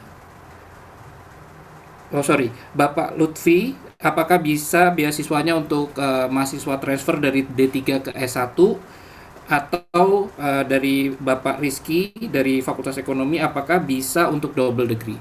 Saya kira itu dulu pertanyaan yang pertama sehubungan dengan application-nya. Waktu kami berikan untuk Ibu Vika, silakan. Terima kasih Pak Ferry. Saya jawab pertanyaan yang pertama, masih ingat, nanti kalau saya lupa saya tanyakan lagi. Baik. Ya. Ya, yang pertama tadi itu tentang apakah harus kembali ke Indonesia ya, betul. Jadi memang jawabannya iya, harus. Memang kami tidak, artinya kami tidak memperbolehkan teman-teman penerima beasiswa Australia Awards untuk stay di Australia. Jadi memang visanya kalau sudah selesai studi itu wajib pulang ke Indonesia, harus langsung. Jadi tidak bisa stay di sana. Lalu untuk pertanyaan kedua tadi tentang yang application form Betul. maksudnya ya Pak, mungkin Ya. yang di Oasis, apakah bisa lanjut ya? Oke. Jadi Dan itunya kalau apa memang surat-suratnya apakah harus baru lagi? Karena kan teman-teman sudah memohon pada supervisornya misalnya tahun 2019 ya, gitu. Apakah untuk tahun 2020 harus apply minta yang baru lagi atau bagaimana? oke. Jadi boleh kalau mau gunakan yang sudah di tanda tangan misalnya atau sudah dimintakan tahun sebelumnya itu boleh, asalkan informasinya itu masih valid atau masih berlaku ya. Kadang biasanya kan dalam 1 tahun jeda antara tahun misalnya 2019 ke 2020, teman-teman sudah ada kegiatan lain yang dilakukan atau hal-hal relevan lainnya yang bisa sebenarnya memberikan nilai plus untuk aplikasi yang di submit di tahun ini. Jadi sebaiknya kalau memang ada perubahan, ada hal-hal yang bisa diupdate, dirubah. Tapi kalau memang tidak ada perubahan, tidak masalah sebenarnya sih pakai yang surat sebelumnya. Gitu. Lalu untuk pertanyaan yang lainnya, Pak Ferry, maaf saya lupa. Oke, baik Bu. Pertanyaan berikutnya adalah apakah bisa untuk mahasiswa transfer dari D3 ke S1? Jadi pertanyaannya apakah boleh apply untuk S1? Yang nomor 2, apakah boleh untuk double degree? Oke, D3 ke S1 transfer itu nggak masalah. Yang penting ada ijazah dan transkrip di S1 terakhirnya. Itu yang paling penting. Dan D4 pun boleh ya. Jadi kami itu masih terima D4 dan S1. Kalau masih baru lulus sekali, benar-benar fresh graduate, belum dapat ijazah tapi sudah lulus, boleh asal bisa memberikan SKL atau surat keterangan lulus yang sudah dilegalisir juga. Jadi itu. Kemudian untuk double degree, sebenarnya ini case by case, artinya tergantung dari urgency atau memang keperluan teman-teman sendiri. Misalnya, teman-teman kan akan mengisi pertanyaan yang ada di portal Oasis nih. Salah satunya menanyakan tentang alasan kenapa mau memilih program studi ini dan universitasnya. Nah, di situ teman-teman harus bisa utarakan kenapa perlu sekali untuk belajar studi ini dan kenapa harus di Australia, kenapa harus di universitas itu juga. Jadi kami akan lihat dari itu sebenarnya nilainya. Dan apakah boleh atau tidak tergantung apakah memang dibutuhkan double degree ini dan tergantung juga apakah universitasnya memang menyediakan itu. Biasanya teman-teman tentu sudah bisa memilih kalau memang universitasnya menawarkan ya. Tapi kalau universitasnya pun menawarkan, kita akan lihat lagi seberapa pentingnya memang harus mengambil double degree. Gitu kira-kira. Mungkin di sini Pak Dede ingin menambahkan atau ada lagi insights yang mau diberikan? Terima kasih Mbak Vita. Pak Ferry, mohon izin ya Pak untuk seperti pertanyaan dari Mas Lutfi. Pertanyaan adalah apakah program Australia Awards bisa untuk mahasiswa yang berencana transfer dari D3 ke S1? Kalau misalnya Mas Lutfi posisinya saat ini D3 dan mau lanjutkan ke S1, tidak bisa Mas. Karena memang beasiswa Australia Awards itu untuk beasiswa S2 dan S3. Tapi kalau seperti Mbak Vita tadi informasikan, kalau ternyata Mas Lutfi itu mahasiswa D3 yang kemudian mengambil D4 atau S1 dan mengambil postgraduate, dipersilakan. Jadi mungkin Mas Lutfi kalau diperkenankan mungkin ya Pak Ferry, ada pertanyaan Mas Lutfi karena kita agak sedikit ragu dengan pertanyaannya apakah Mas Lutfi ini mau mengambil S1 di Australia atau mau mengambil S2 atau bagaimana ya Mas? Seperti itu. Baik, mungkin Mas Lutfi atau Ibu Lutfi, saya nun sewu, karena tidak ada namanya secara Ibu Lutfi, Ibu Lutfi Pak. Jadi Ibu Lutfi dari sekolah vokasi berencana mengambil dari D3 ke S1. Mungkin nanti ada Bu Lutfi bisa menanyakan secara langsung, waktu saya berikan. Karena perlu jawaban spesifik nih dari Pak Dede. Kalau udah cukup, kalau merasa cukup dengan jawaban dari Bu Vika tadi, uh, uh, kita akan lanjutkan. Oh, ini ada Bu Lutfi menjawab, mohon maaf maksud saya dari D3 ke S2 dengan mengikuti postgraduate qualifying program. Maksudnya seperti itu Pak Dede. Baik, Bu Lutfi, mohon maaf. Jadi Bu Lutfi, tidak masalah Bu, bisa ke S2 dengan catatan Ibu telah menyelesaikan D4-nya Ibu, atau mengambil S1. Jadi boleh pilih salah satu. Jadi boleh pilih salah satu Bu, bisa dari D4 ataupun dari S1-nya untuk mengambil postgraduate qualifying program S2-nya. Semoga menjawab ya Bu Lutfi pertanyaannya. Baik, terima kasih Pak Dede. Mungkin saya lanjutkan dulu, nanti kalau ada pertanyaan lagi kita perdalam lebih lanjut. Pertanyaan kedua adalah sehubungan dengan penulisan nih di Oasis itu tertulisnya adalah misalnya untuk ada perbedaan antara di universitas Oasisnya dengan Oasis yang kita tulis di aplikasi Australian Award. Kan ada perbedaan itu Pak. Itu apakah kita masukin yang sesuai dengan pilihan yang ada di Australian Award atau Oasisnya dari universitas? Nomor satu. Yang nomor dua, ini sehubungan dengan tadi kita tidak perlu mencantumkan letter of acceptance atau letter of offer. Misalnya kita mau menuju ke supervisor tertentu, itu boleh nggak kita minta itu apakah menjadi pertimbangan khusus kalau kita sudah punya rekomendasi dari supervisor di universitas tujuan.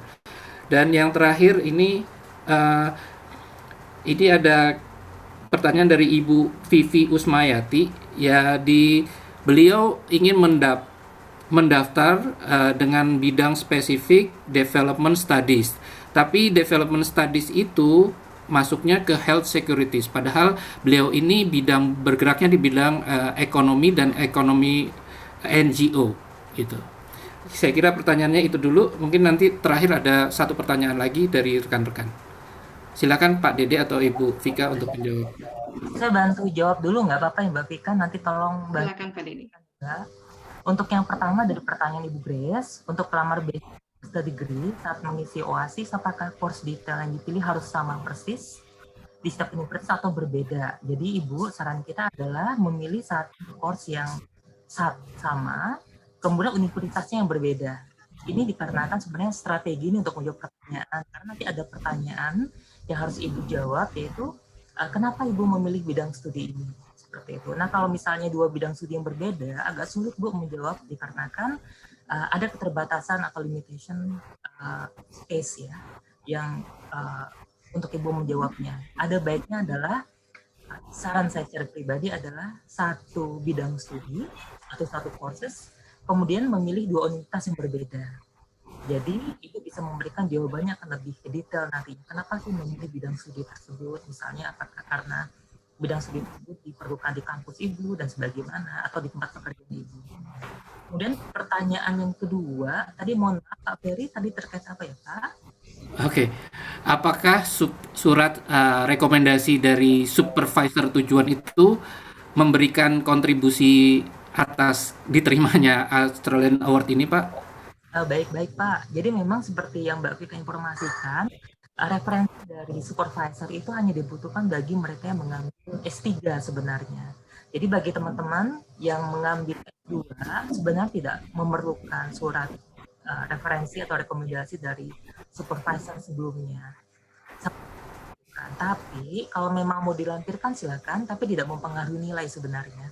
Jadi yang sebenarnya diwajibkan itu adalah bagi teman-teman yang mau mengambil PhD, disarankan itu ada surat referensi dari supervisor S2-nya. Semoga menjawab pertanyaan nih Pak Ferry. Dan masih ada satu lagi tadi Pak pertanyaannya. Baik, Pak. Tadi ini pertanyaan dari Ibu Vivi Usmayati tadi, Usmayanti. Beliau menanyakan, beliau berminat untuk apply pada bidang development studies. Tapi yang ada tuh development studies kan di bidang health security. Ini bagaimana cara mengatasinya Pak? Baik, diperkenankan Ibu, dipersilakan Ibu, seperti Mbak Vika informasikan tadi, sebenarnya bidang-bidang tersebut hanya contoh saja. Jadi Ibu bisa menyesuaikan dengan pilihan Ibu nantinya. Jadi kalau Ibu mau meletakkan development studies dikaitkan dengan bidang stabilitas atau economic recovery, silakan Ibu. Nanti Ibu bisa memberikan detailnya pada saat menjawab pertanyaan kontribusi apa sih yang akan Anda berikan setelah kembali ke Indonesia. Nanti Ibu bisa memberikan detailnya seperti itu.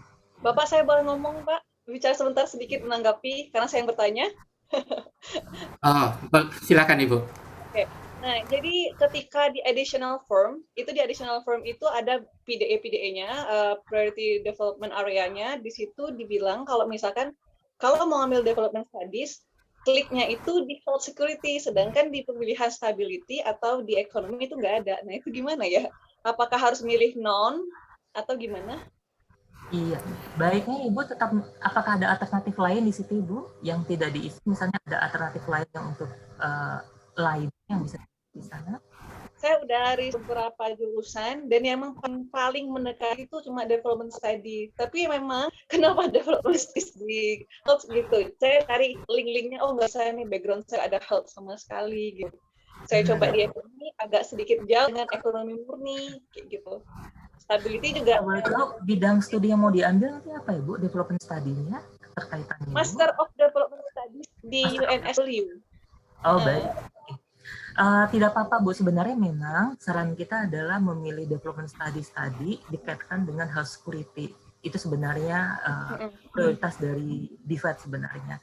Tapi kalau memang Ibu merasa bukan tidak selaras dengan keinginan Ibu nantinya, Ibu bisa saja memilih yang di luarnya, nanti nggak apa-apa Ibu. Walaupun itu development studies, Ibu bisa milihnya ke economic recovery. Tapi kemudian Ibu memberikan justifikasi nanti di bagian kontribusi apa sih yang akan Anda berikan setelah kembalinya ke Indonesia, seperti itu. Jadi berarti juga, di PDE tetap health security terus ambil development studies gitu, nggak masalah? Nggak apa-apa Ibu, tapi kemudian nanti Ibu menjelaskan di bagian kontribusinya nanti. Walaupun dia terkait dengan PDE-nya itu di bawah health security, tapi ini akan lebih dekat ke arah economic recovery atau stability dengan alasan atau justifikasinya adalah 1, 2, 3, 4 seperti itu. Oke, terima kasih banyak. Sama-sama Ibu. Baik, saya kira itu tadi pertanyaan yang kedua, dan pertanyaan ketiga ini sehubungan dengan bahasa. Yang pertama adalah apakah harus mengambil IELTS lagi atau ujian bahasa Inggris lagi apabila sudah cukup nilainya sesuai dengan target, atau bisa nggak disusulkan pada saat berikutnya setelah submit gitu, kita susulkan lagi setelah waktu deadline ditutup. Yang nomor 3, apakah bisa mengajukan nilai TOEIC gitu ya. Saya kira itu pertanyaannya. Mungkin saya yang terakhir saya jawab dulu ya Pak, kayaknya sepertinya itu yang saya ingat ya Pak. Untuk TOEIC tidak diperkenankan, pada dasarnya kami memberikan kesempatan kepada teman-teman untuk menggunakan IELTS, boleh, TOEFL boleh, TOEFL ITP, boleh TOEFL IBT, dan kemudian juga boleh menggunakan PTE, Pearson Test Academic. Tapi kalau untuk TOEIC memang kita terima ya Mbak Vita untuk saat ini ya. Karena TOEIC itu rata-rata untuk Amerika rata-rata yang Mbak Vita. Kemudian yang kedua adalah apakah hasil IELTS atau hasil tes bahasa Inggris itu bisa disusulkan kemudian. Saran dari Kak, memang tanggal 30 itu adalah tanggal terakhir ya Pak, seperti itu. Jadi saran kami adalah memang dilampirkannya langsung bersama dengan formulir gitu. Jadi memang tidak bisa disusulkan sama sekali sayangnya begitu. Karena jika lewat dari tanggal 30 April otomatis ya memang pendaftarannya sudah ditutup seperti itu. Kemudian pertanyaan yang pertama tadi, kalau ternyata nilai IELTS-nya sudah mencapai, apakah perlu tes IELTS kembali? Nanti sifatnya case by case basis Pak misalnya. Karena kalau ternyata IELTS teman-teman sudah mencapai 7,0 dan teman-teman mau seperti yang Mbak Ratri mau ke Unimelt yang ternyata memang IELTS-nya minimal 7,0, teman-teman sudah bisa seperti itu. Tapi sifatnya case by case basis, nanti kita lihat kembali gitu loh. Karena selain nanti ya mungkin jawaban paling mudah adalah case by case basis ya Pak gitu loh. Untuk sementara jawabannya seperti itu. Apakah nanti akan tes IELTS kembali apa tidak? Nanti kita lihat setelah teman-teman lolos interview. Tapi biasanya pun jika ternyata udah mencapai 7,0, kebanyakan sih tidak akan mengikuti tes bahasa Inggris ya Mbak Vika, atau mengikuti kursus bahasa Inggris ya Mbak, tapi akan mengikuti ELT yang rata-rata itu berjangka waktu 6 minggu Pak, seperti itu. Oke. Tapi tidak terkait bahasa Inggris sih, tapi biasanya mengenai cross cultural study nantinya. Mbak Vika ada tambahan Mbak, silakan Mbak. Tidak, sudah cukup Pak Dede. Baik Pak, terima kasih Pak Dede. Ini ada satu lagi nih Pak, sehubungan dengan pertanyaan dari Ibu atau Bapak Nanda dari MIPA. KTP dan akta yang sudah ditranslate oleh sworn translator apa bisa diajukan atau harus yang aslinya saja? Baik, itu KTP atau akte kelahiran ya Pak. Sebenarnya Ya, KTP dan akte kelahiran tidak perlu diterjemahkan sama sekali, karena sebenarnya yang diperlukan cukup bahasa Indonesia Pak. Jadi ada baiknya sih memang melakukan atau scan dokumen aslinya saja. KTP atau paspor boleh pilih salah satu, kemudian akte kelahiran. Mungkin Mbak Ratri jika ingin menambahkan juga boleh Mbak Ratri, monggo dengan pengalaman Mbak sebelumnya. Kalau saya lupa ya Pak ya sebenarnya 2013. Cuman saya sempat ditanyain karena banyak teman-teman, kamu kok satu kali tembak bisa lolos, gimana ceritanya gitu kan. Waktu itu saya memang agak hati-hati dengan persyaratan pertama gitu. Saya sangat ibaratnya apa yang dituliskan oleh Australia Award itu sebisa mungkin saya penuhi semua gitu sih. Kalau dari saya cuman itu aja dipenuhi, terus kemudian yang rapi gitu ya. Kadang ada yang clumsy ya Bu, itu dulu sampai saya ini file satu-satu seperti itu, karena saya ya nggak tahu, memang saya pengen organize gitu ya, dan itu memudahkan. Jadi kayak saya nggak tahu waktu itu siapa yang menerima gitu. Saya nulis, saya masih ingat sampai dibilang, oh rapi banget sih tatanannya gitu. Mungkin itu salah satu kenapa saya dipilih gitu kali ya. Mungkin nggak ngerti, saya juga nggak ngerti. Cuman kalau bisa semuanya sesuai yang sudah ditentukan saja gitu. Kalau dulu saya nggak, yang penting legalisir. Ya kalau dulu kan by hand ya, yang penting legalisir. Kalau yang asli enggak. Kakak Mbak Ratri, memang benar bahwa kita memang tolong pastikan teman-teman untuk melampirkan dokumen yang wajib ya teman-teman gitu, yang diminta. Dokumen yang lain yang sifatnya sunat, kalau ada boleh, kalau ada nggak ada itu kalau bisa nggak usah didahulukan yang sunatnya dulu, dokumen yang wajibnya dulu. Pengalaman kita adalah setiap tahun kita menerima 6.000 aplikasi. Tapi sayangnya 10-20% itu gagal, itu gara-gara kelupaan melampirkan KTP ataupun akte kelahiran ataupun ijazah gitu. Jadi sayang sekali teman-teman kalau sudah berusaha cukup lama untuk melengkapi formulir tapi kemudian gagal hanya gara-gara tidak melampirkan dokumen yang wajib. Karena ini sifatnya seleksinya ini seleksi secara otomatis by system.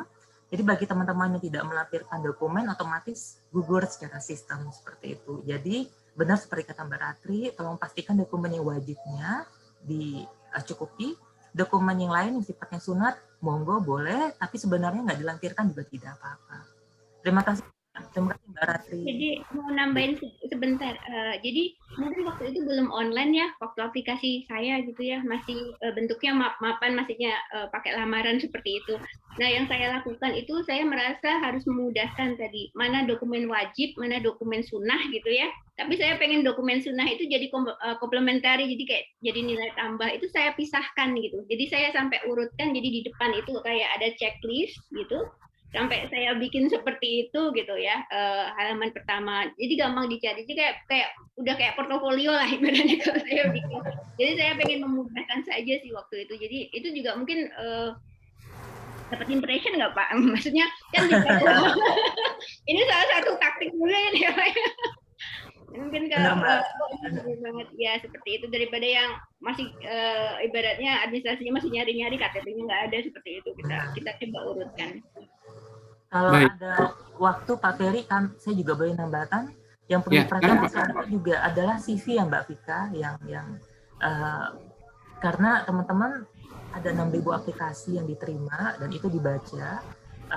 Kebanyakan CV yang kita terima adalah sekali lagi ini adalah bukan job interview loh, artinya dalam arti teman-teman nggak lamar pekerjaan, ya teman-teman nggak perlu melampirkan misalnya foto, itu nggak perlu sama sekali gitu. Jadi cukup yang sekitar 2-3 halaman itu sudah lebih dari cukup. Teman-teman hanya mencantumkan yang penting-penting saja nih, nama, jati diri, alamat email, alamat pengiriman surat, kemudian nomor HP. Kemudian kalau untuk pendidikan teman-teman nggak perlu SD, SMP, TK segala macam dilampirkan, cukup hanya mencantumkan pendidikan terakhir S1 atau D3 atau D4-nya. Kemudian kalau ada mengenai job description ya Mbak Vika, latar belakang pekerjaan, cukup yang relevan saja. Kemudian juga kalau udah mengikuti kompetisi yang relevan saja dicantumkan, boleh. Kemudian kalau dapat penghargaan cukup yang relevan saja. Jadi nggak perlu misalnya hobi yang tidak terkait dengan bidang studi yang mau diambil juga dicantumkan. Cukup 2 atau 3 halaman itu sudah maksimal untuk CV. Kalau boleh menambahkan. Terima kasih Pak. Ini ada pertanyaan tambahan dari Ibu Wilda Mazidaturika dan Ibu Meliana. Intinya adalah beliau masih fresh graduate, belum memiliki pengalaman kerja, tapi sudah punya pengalaman magang dan volunteer. Nah, apakah ini bisa dijadikan pengalaman profesional? Dan yang nomor 2, apakah dibutuhkan rekomendasi dari work supervisor atau dari academic supervisor saja? Karena ini Bu Meliana mau melamar sebagai master degree. Gitu Pak. 2 pertanyaan itu terakhir. Dari kata saya? Boleh saya jawab dulu ya? Boleh Mbak Vika. Oke. Untuk yang pertama, itu boleh sekali Mbak Wilda. Jadi memang kami tidak mengharuskan pelamar beasiswa Australia Awards itu sudah memiliki full-time work experience. Jadi memang boleh kalau fresh graduate, justru memang kami menganjurkan yang sudah pernah aktif di organisasi, sudah pernah magang, misalnya volunteering, atau hal-hal lain. Mungkin misalnya pernah berbisnis. Jadi kami butuh sebenarnya bukan bukti. Jadi pengalaman dari teman-teman yang relevan terhadap bidang studi yang mau diambil di Australia misalnya gitu. Jadi memang itu boleh sekali. Ya, jadi tidak masalah ya, intinya itu oke. Untuk pertanyaan yang selanjutnya dari Ibu Meliana nanti ya. Ibu Meliana, untuk master tadi Pak Dede sudah sempat mention juga. Jadi memang kami tidak mewajibkan ya adanya recommendation letter untuk pelamar master's degree. Jadi itu yang wajib hanya untuk yang PhD dan dari academic supervisor di S2-nya gitu ya, academic reference jadinya. Nah, untuk pelamar master sebenarnya tidak perlu. Tapi kalau memang tetap mau dilampirkan, misalnya memang saya tetap mau lampirkan atau memang sudah terlanjur dituliskan oleh work supervisor-nya, ya boleh saja. Jadi tidak masalah. Tapi intinya sebenarnya kami tidak mengharuskan itu. Boleh menambahkan juga Pak Ferry? Boleh, silakan Bu. Jadi yang tadi wajibnya dipenuhi, tapi kalau sunnah mau diperbanyak nggak apa-apa gitu ya. Tapi yang rapi gitu ya Bu Vika. Jadi karena kita competition, kita jadi harus bisa outstanding. Kita tunjukkan apalah yang kalau dulu saya ibaratnya rekomendasi saya kasih di belakang, tapi saya lampirkan juga gitu. Gitu. Ya. Baik, terima kasih Bu Ratri. Ini mungkin pertanyaan terakhir untuk sesi kita hari ini. Pertanyaannya adalah, kalau statusnya PNS itu bagaimana Pak? Boleh nggak kita apply Australian Award? Untuk Pak Faris, nanti saya pertanyaan terakhir penutup saya berikan pertanyaan dari Pak Faris. Silakan. Monggo Pak Dede atau Bu Vika mau menjawab dulu bagaimana status aplikan sebagai PNS, apakah dia harus quit atau harus apa dulu, bagaimana? Terima kasih Pak. Jadi kalau untuk yang PNS dipersilakan Pak. Mas Didi. Oke, baik Mas Didi, kalau untuk PNS monggo Mas untuk lain tidak masalah, dengan catatan biasanya teman-teman PNS ada melampirkan declaration dari atasannya Mbak Vika, memberikan izin ya Mbak, referensinya ya gitu. Dan itu bisa di-download di website kami di bagian page download itu ada nominating agency-nya gitu loh. Jadi jika Mas Didi merupakan eselon 3, berarti yang bisa memberikan izin atau menandatangani adalah mungkin eselon 2 seperti itu, tergantung ya Mas gitu. Ya jadi yang kepada siapa menurut Mas yang bisa memberikan izin untuk kuliah ke luar negeri seperti itu. Apakah mungkin dengan kepala bironya atau mungkin kepala dinasnya atau kepala bagian juga sudah cukup, itu tergantung kebijaksanaan dari masing-masing dinas atau departemen bersangkutan Pak. Jadi pada dasarnya dipersilakan Pak, beasiswa ini terbuka untuk umum, dan PNS juga sebenarnya termasuk bagian dari prioritas kita ya Mbak Vika gitu loh. Jadi ada 70% itu salah satunya adalah untuk PNS, untuk mereka sebagai mitra embassy, dan teman-teman disabilitas, dan mereka-mereka yang seperti Mbak Vika tadi informasikan KTP-nya berasal dari area fokus geografis NTB, Papua Barat, Maluku Utara, dan Aceh. Seperti itu. Monggo Pak, Mas Didi, dipersilakan. Baik, mungkin Bu Vika ada yang menambahkan sesuatu? Ya, jadi ini emphasizing aja sih. Memang justru kalau pertanyaannya boleh atau tidak, justru PNS itu menjadi bagian yang kami targetkan. Jadi as embassy partners itu memang termasuk yang sebaiknya justru malah apply beasiswa Australia Awards. Jadi kami justru mendorong sekali. Silakan apply Pak Didi. Baik, terima kasih Ibu Vika. Baik, ini adalah penutup dari semua pertanyaannya. Salah satu yang paling sulit untuk dibuat ataupun apply oleh aplikan ini adalah membuat sebuah contribution to career. Nah, ini atau statement terhadap contribution statement Australian Award ini, beasiswa ini terhadap karir kita. Nah, bagaimana kita membuatnya? Bagaimana apa yang dilihat dari surat contribution to career ini? Mungkin ada arahan atau ada panduan seperti itu pembuatan itu, karena ini sangat penting. Rata-rata kesulitan kami adalah di situ. Misalnya fresh graduate, dia juga belum tahu bidang yang akan ditekuninya, jadi agak sulit membuat career statement-nya ini, gitu. Silakan. Saya bantu jawab dulu Mbak Vika, nanti Silakan Pak Didi. Mbak Ratri, monggo untuk menambahkan. Oke, dari pendapat kita coba dari pendapat institusi dulu, nggak pendapat pribadi. Dari pendapat institusi adalah pada dasarnya kita ingin memastikan. Jadi pertanyaan adalah sebenarnya kontribusi apa yang akan Anda berikan setelah kembalinya ke Indonesia setelah mendapatkan ilmu pengetahuan yang diperoleh dari Australia gitu. Nah, khusus untuk tahun ini agak berbeda dengan tahun-tahun sebelumnya, bahwa kontribusinya sedapat mungkin dikaitkan dengan penanggulangan COVID-19 di Indonesia. Seperti Mbak Vika bilang tadi, dengan tahun sebelumnya biasanya itu umum, tapi tahun ini para aplikan, calon penerima beasiswa bisa mengkaitkan kontribusinya terkait penanggulangan COVID-19. Dan penanggulangan COVID-19 ini sendiri kita ketahui tidak hanya terkait dengan bidang kesehatan, tapi COVID ini sudah menyentuh seluruh aspek kehidupan, termasuk bidang ekonomi, sosial, dan lain sebagainya.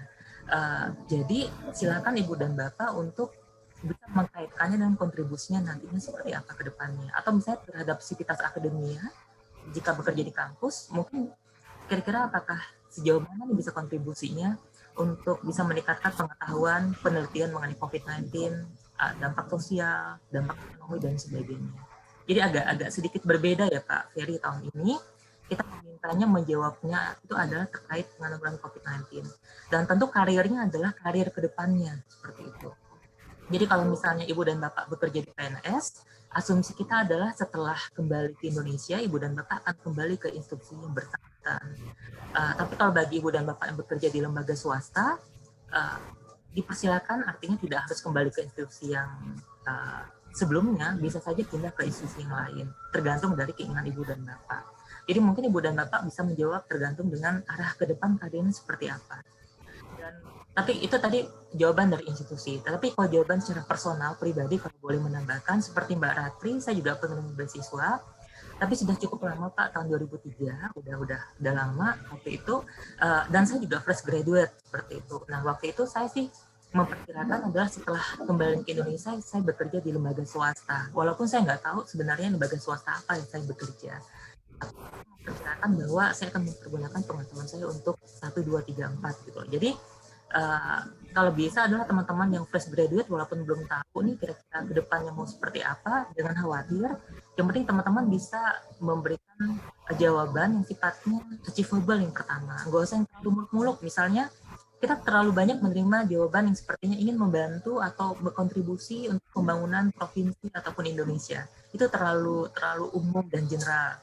Kalau kita spesifik misalnya adalah misalnya Mbak Vika mengambil bidang komunikasi di Australia, kemudian kembalinya ke Indonesia, Mbak Vika memanfaatkan ilmu tersebut untuk membuat suatu materi yang mengenai COVID-19 misalnya, mengenai informasi mengenai COVID-19 yang bisa dimengerti oleh teman-teman penyandang disabilitas yang tidak bisa melihat atau tidak bisa mendengar, misalnya seperti itu. Jadi kalau bisa yang agak spesifik jawabannya seperti itu. Itu kalau dari segi saya, Pak. Kemudian pertanyaan yang kedua, saya jawab dulu ya Pak, yang pertanyaan kedua dari beliau, di Additional Information for Application ini ada satu slot other dokumen. Boleh monggo seperti kata Mbak Ratri tadi, dokumennya wajib utamakan terlebih dahulu, dokumen sunat yang lain boleh dilampirkan sebagai penunjang dokumen lainnya. Tapi jangan lupa dokumen wajib yang utama. Kemudian yang ketiga adalah saya bekerja di UPT Kesehatan, di bawah Dinas Kesehatan Lombok Timur, mana yang harus saya tulis, Dinas Kesehatannya atau UPT-nya? Kalau boleh kedua-duanya, Pak. Misalnya adalah UPT Kesehatan, tanda strip, Dinas Kesehatan Lombok Timur. Jadi dipersilakan, Pak. Seperti itu. Mbak Vika, Mbak Ratri, monggo untuk menambahkan, Mbak. Mungkin tipsnya mungkin juga dari Mbak Ratri, tips menjawab pertanyaan, Mbak. Kontribusi apa yang pada saat Mbak Ratri mengisi formulir? Kalau masih ingat ya Mbak Ratri, mengenai kontribusi apa yang rencananya Mbak berikan setelah kembalinya ke Indonesia? Monggo. Mohon maaf Mas Dede, apakah saya bisa klarifikasi untuk pertanyaan yang pertama? Ini Pak Noval, silakan Pak. Faris Ya. Noval. Ya, silakan Pak. Nah, jadi pertanyaan saya itu sebenarnya kan ada seperti statement itu kan menjawab pertanyaan kan ya. Pertanyaan itu yang kedua yaitu how will the purpose study contribute to your career, seperti itu. Nah, saya meminta beberapa alumni dan ongoing untuk mereview statement saya. Kemudian ada beberapa dari satu orang ada beberapa perbedaan pendapat gitu untuk yang mengenai yang kedua ini. Di satu sisi ada yang mengatakan bahwa pertanyaan jawaban dari how will the purpose study contribute to your career itu kita harus menjawab mengenai 5 hingga 10 tahun karir kita akan seperti apa. Tapi di sisi lain saya merasa bahwa yang diminta itu sebenarnya bagaimana karir itu bagaimana program atau master itu dan pengalaman kita selama di Australia itu akan membantu karir kita gitu. Sebenarnya yang diminta itu apakah kita harus menjabarkan 5 hingga 10 tahun itu untuk kita menjelaskan apa yang akan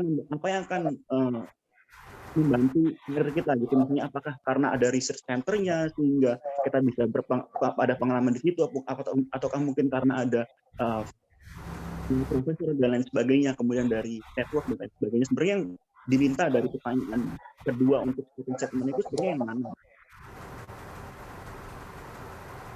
Ya, monggo. Tadi sepertinya Pak Dede sudah membantu menjelaskan bahwa yang diminta adalah apa yang bisa diperbuat setelah Anda lulus dari beasiswa Australian Award. Begitu ya Pak Dede ya? Bahwa apa dampak ataupun manfaat yang diterima dari setelah Anda lulus, bukannya studinya itu untuk kegiatan Anda gitu. Mungkin mau ditambahkan Pak Dede atau sudah cukup yang disampaikan tadi?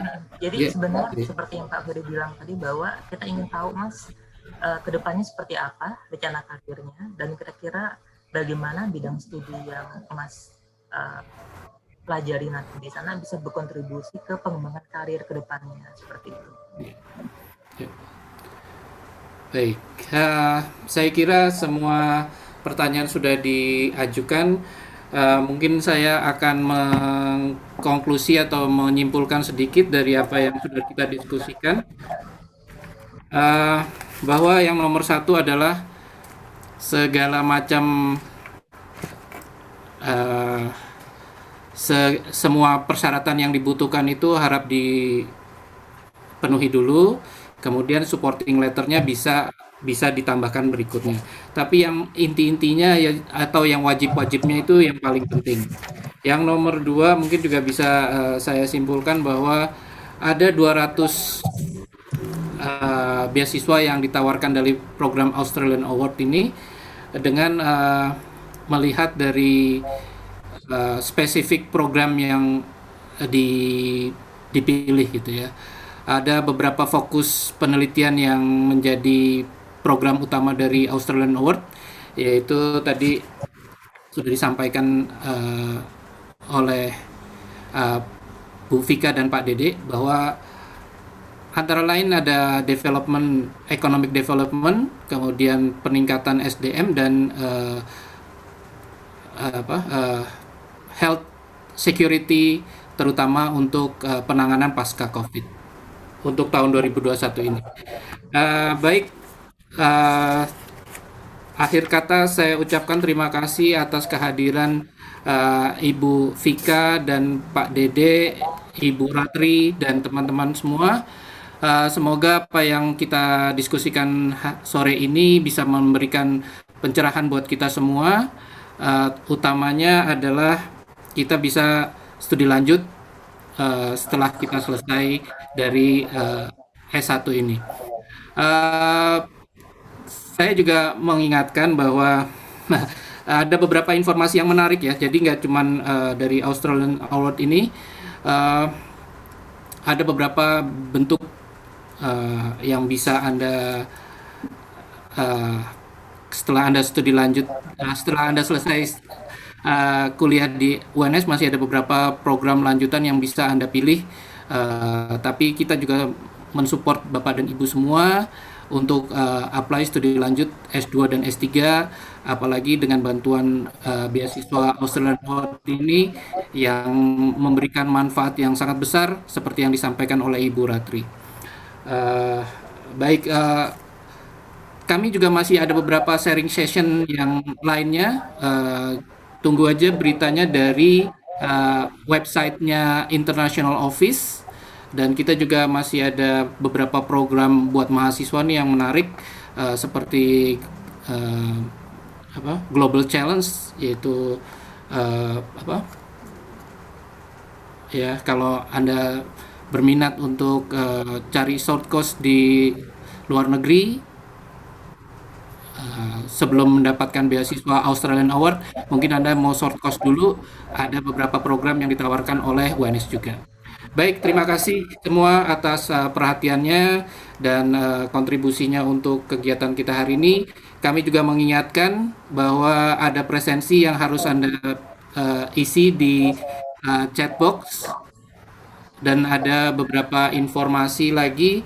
Kalau mau pertanyaan lebih lanjut bisa di email ditujukan kepada Pak Dede di longtermawards@australiaawards.indonesia.org.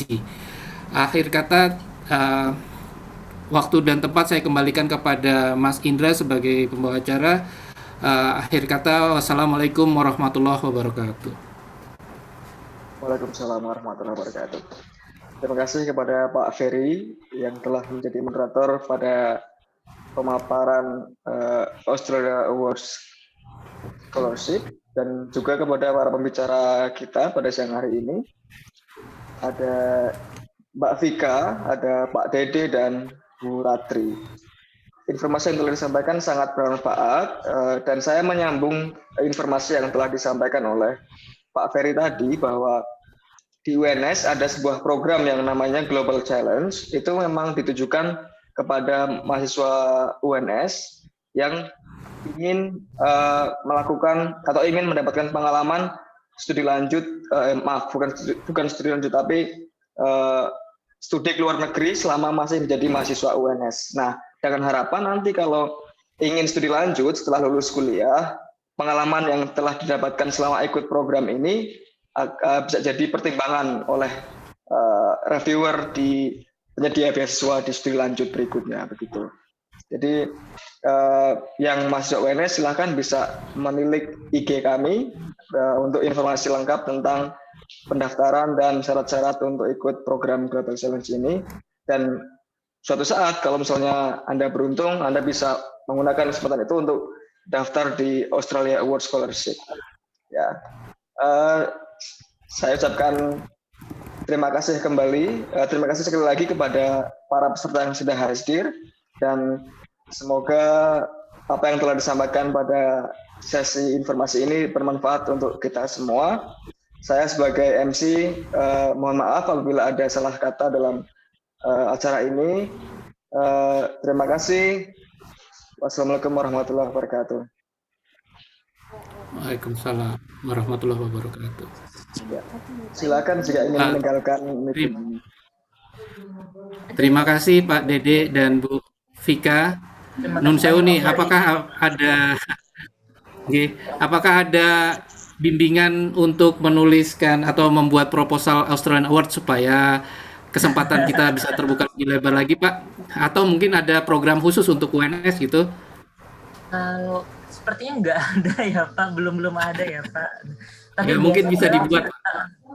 Tapi biasanya adalah teman-teman alumni biasanya volunteer ya Pak, memberikan bantuan nih secara cuma-cuma. Biasanya ada beberapa Pak gitu, mungkin teman-teman bisa melihat di Google juga, karena banyak teman-teman seperti Mbak Ratri dan lain-lain itu membuat memberikan sharing pengalaman pribadi mereka Pak di YouTube ataupun dalam bentuk vlog yang menurut kita sih monggo untuk disimak, dipersilakan untuk sambil dipelajari juga seperti itu. Tapi dari Australian Award nggak ada program-program khusus untuk universitas gitu Pak? Tidak ada Pak, dikarenakan memang beasiswanya memang terbuka untuk publik dan kita sifatnya fair ya Pak, kita nggak boleh ada konflik of interest, jadinya memang kita sih kalau memang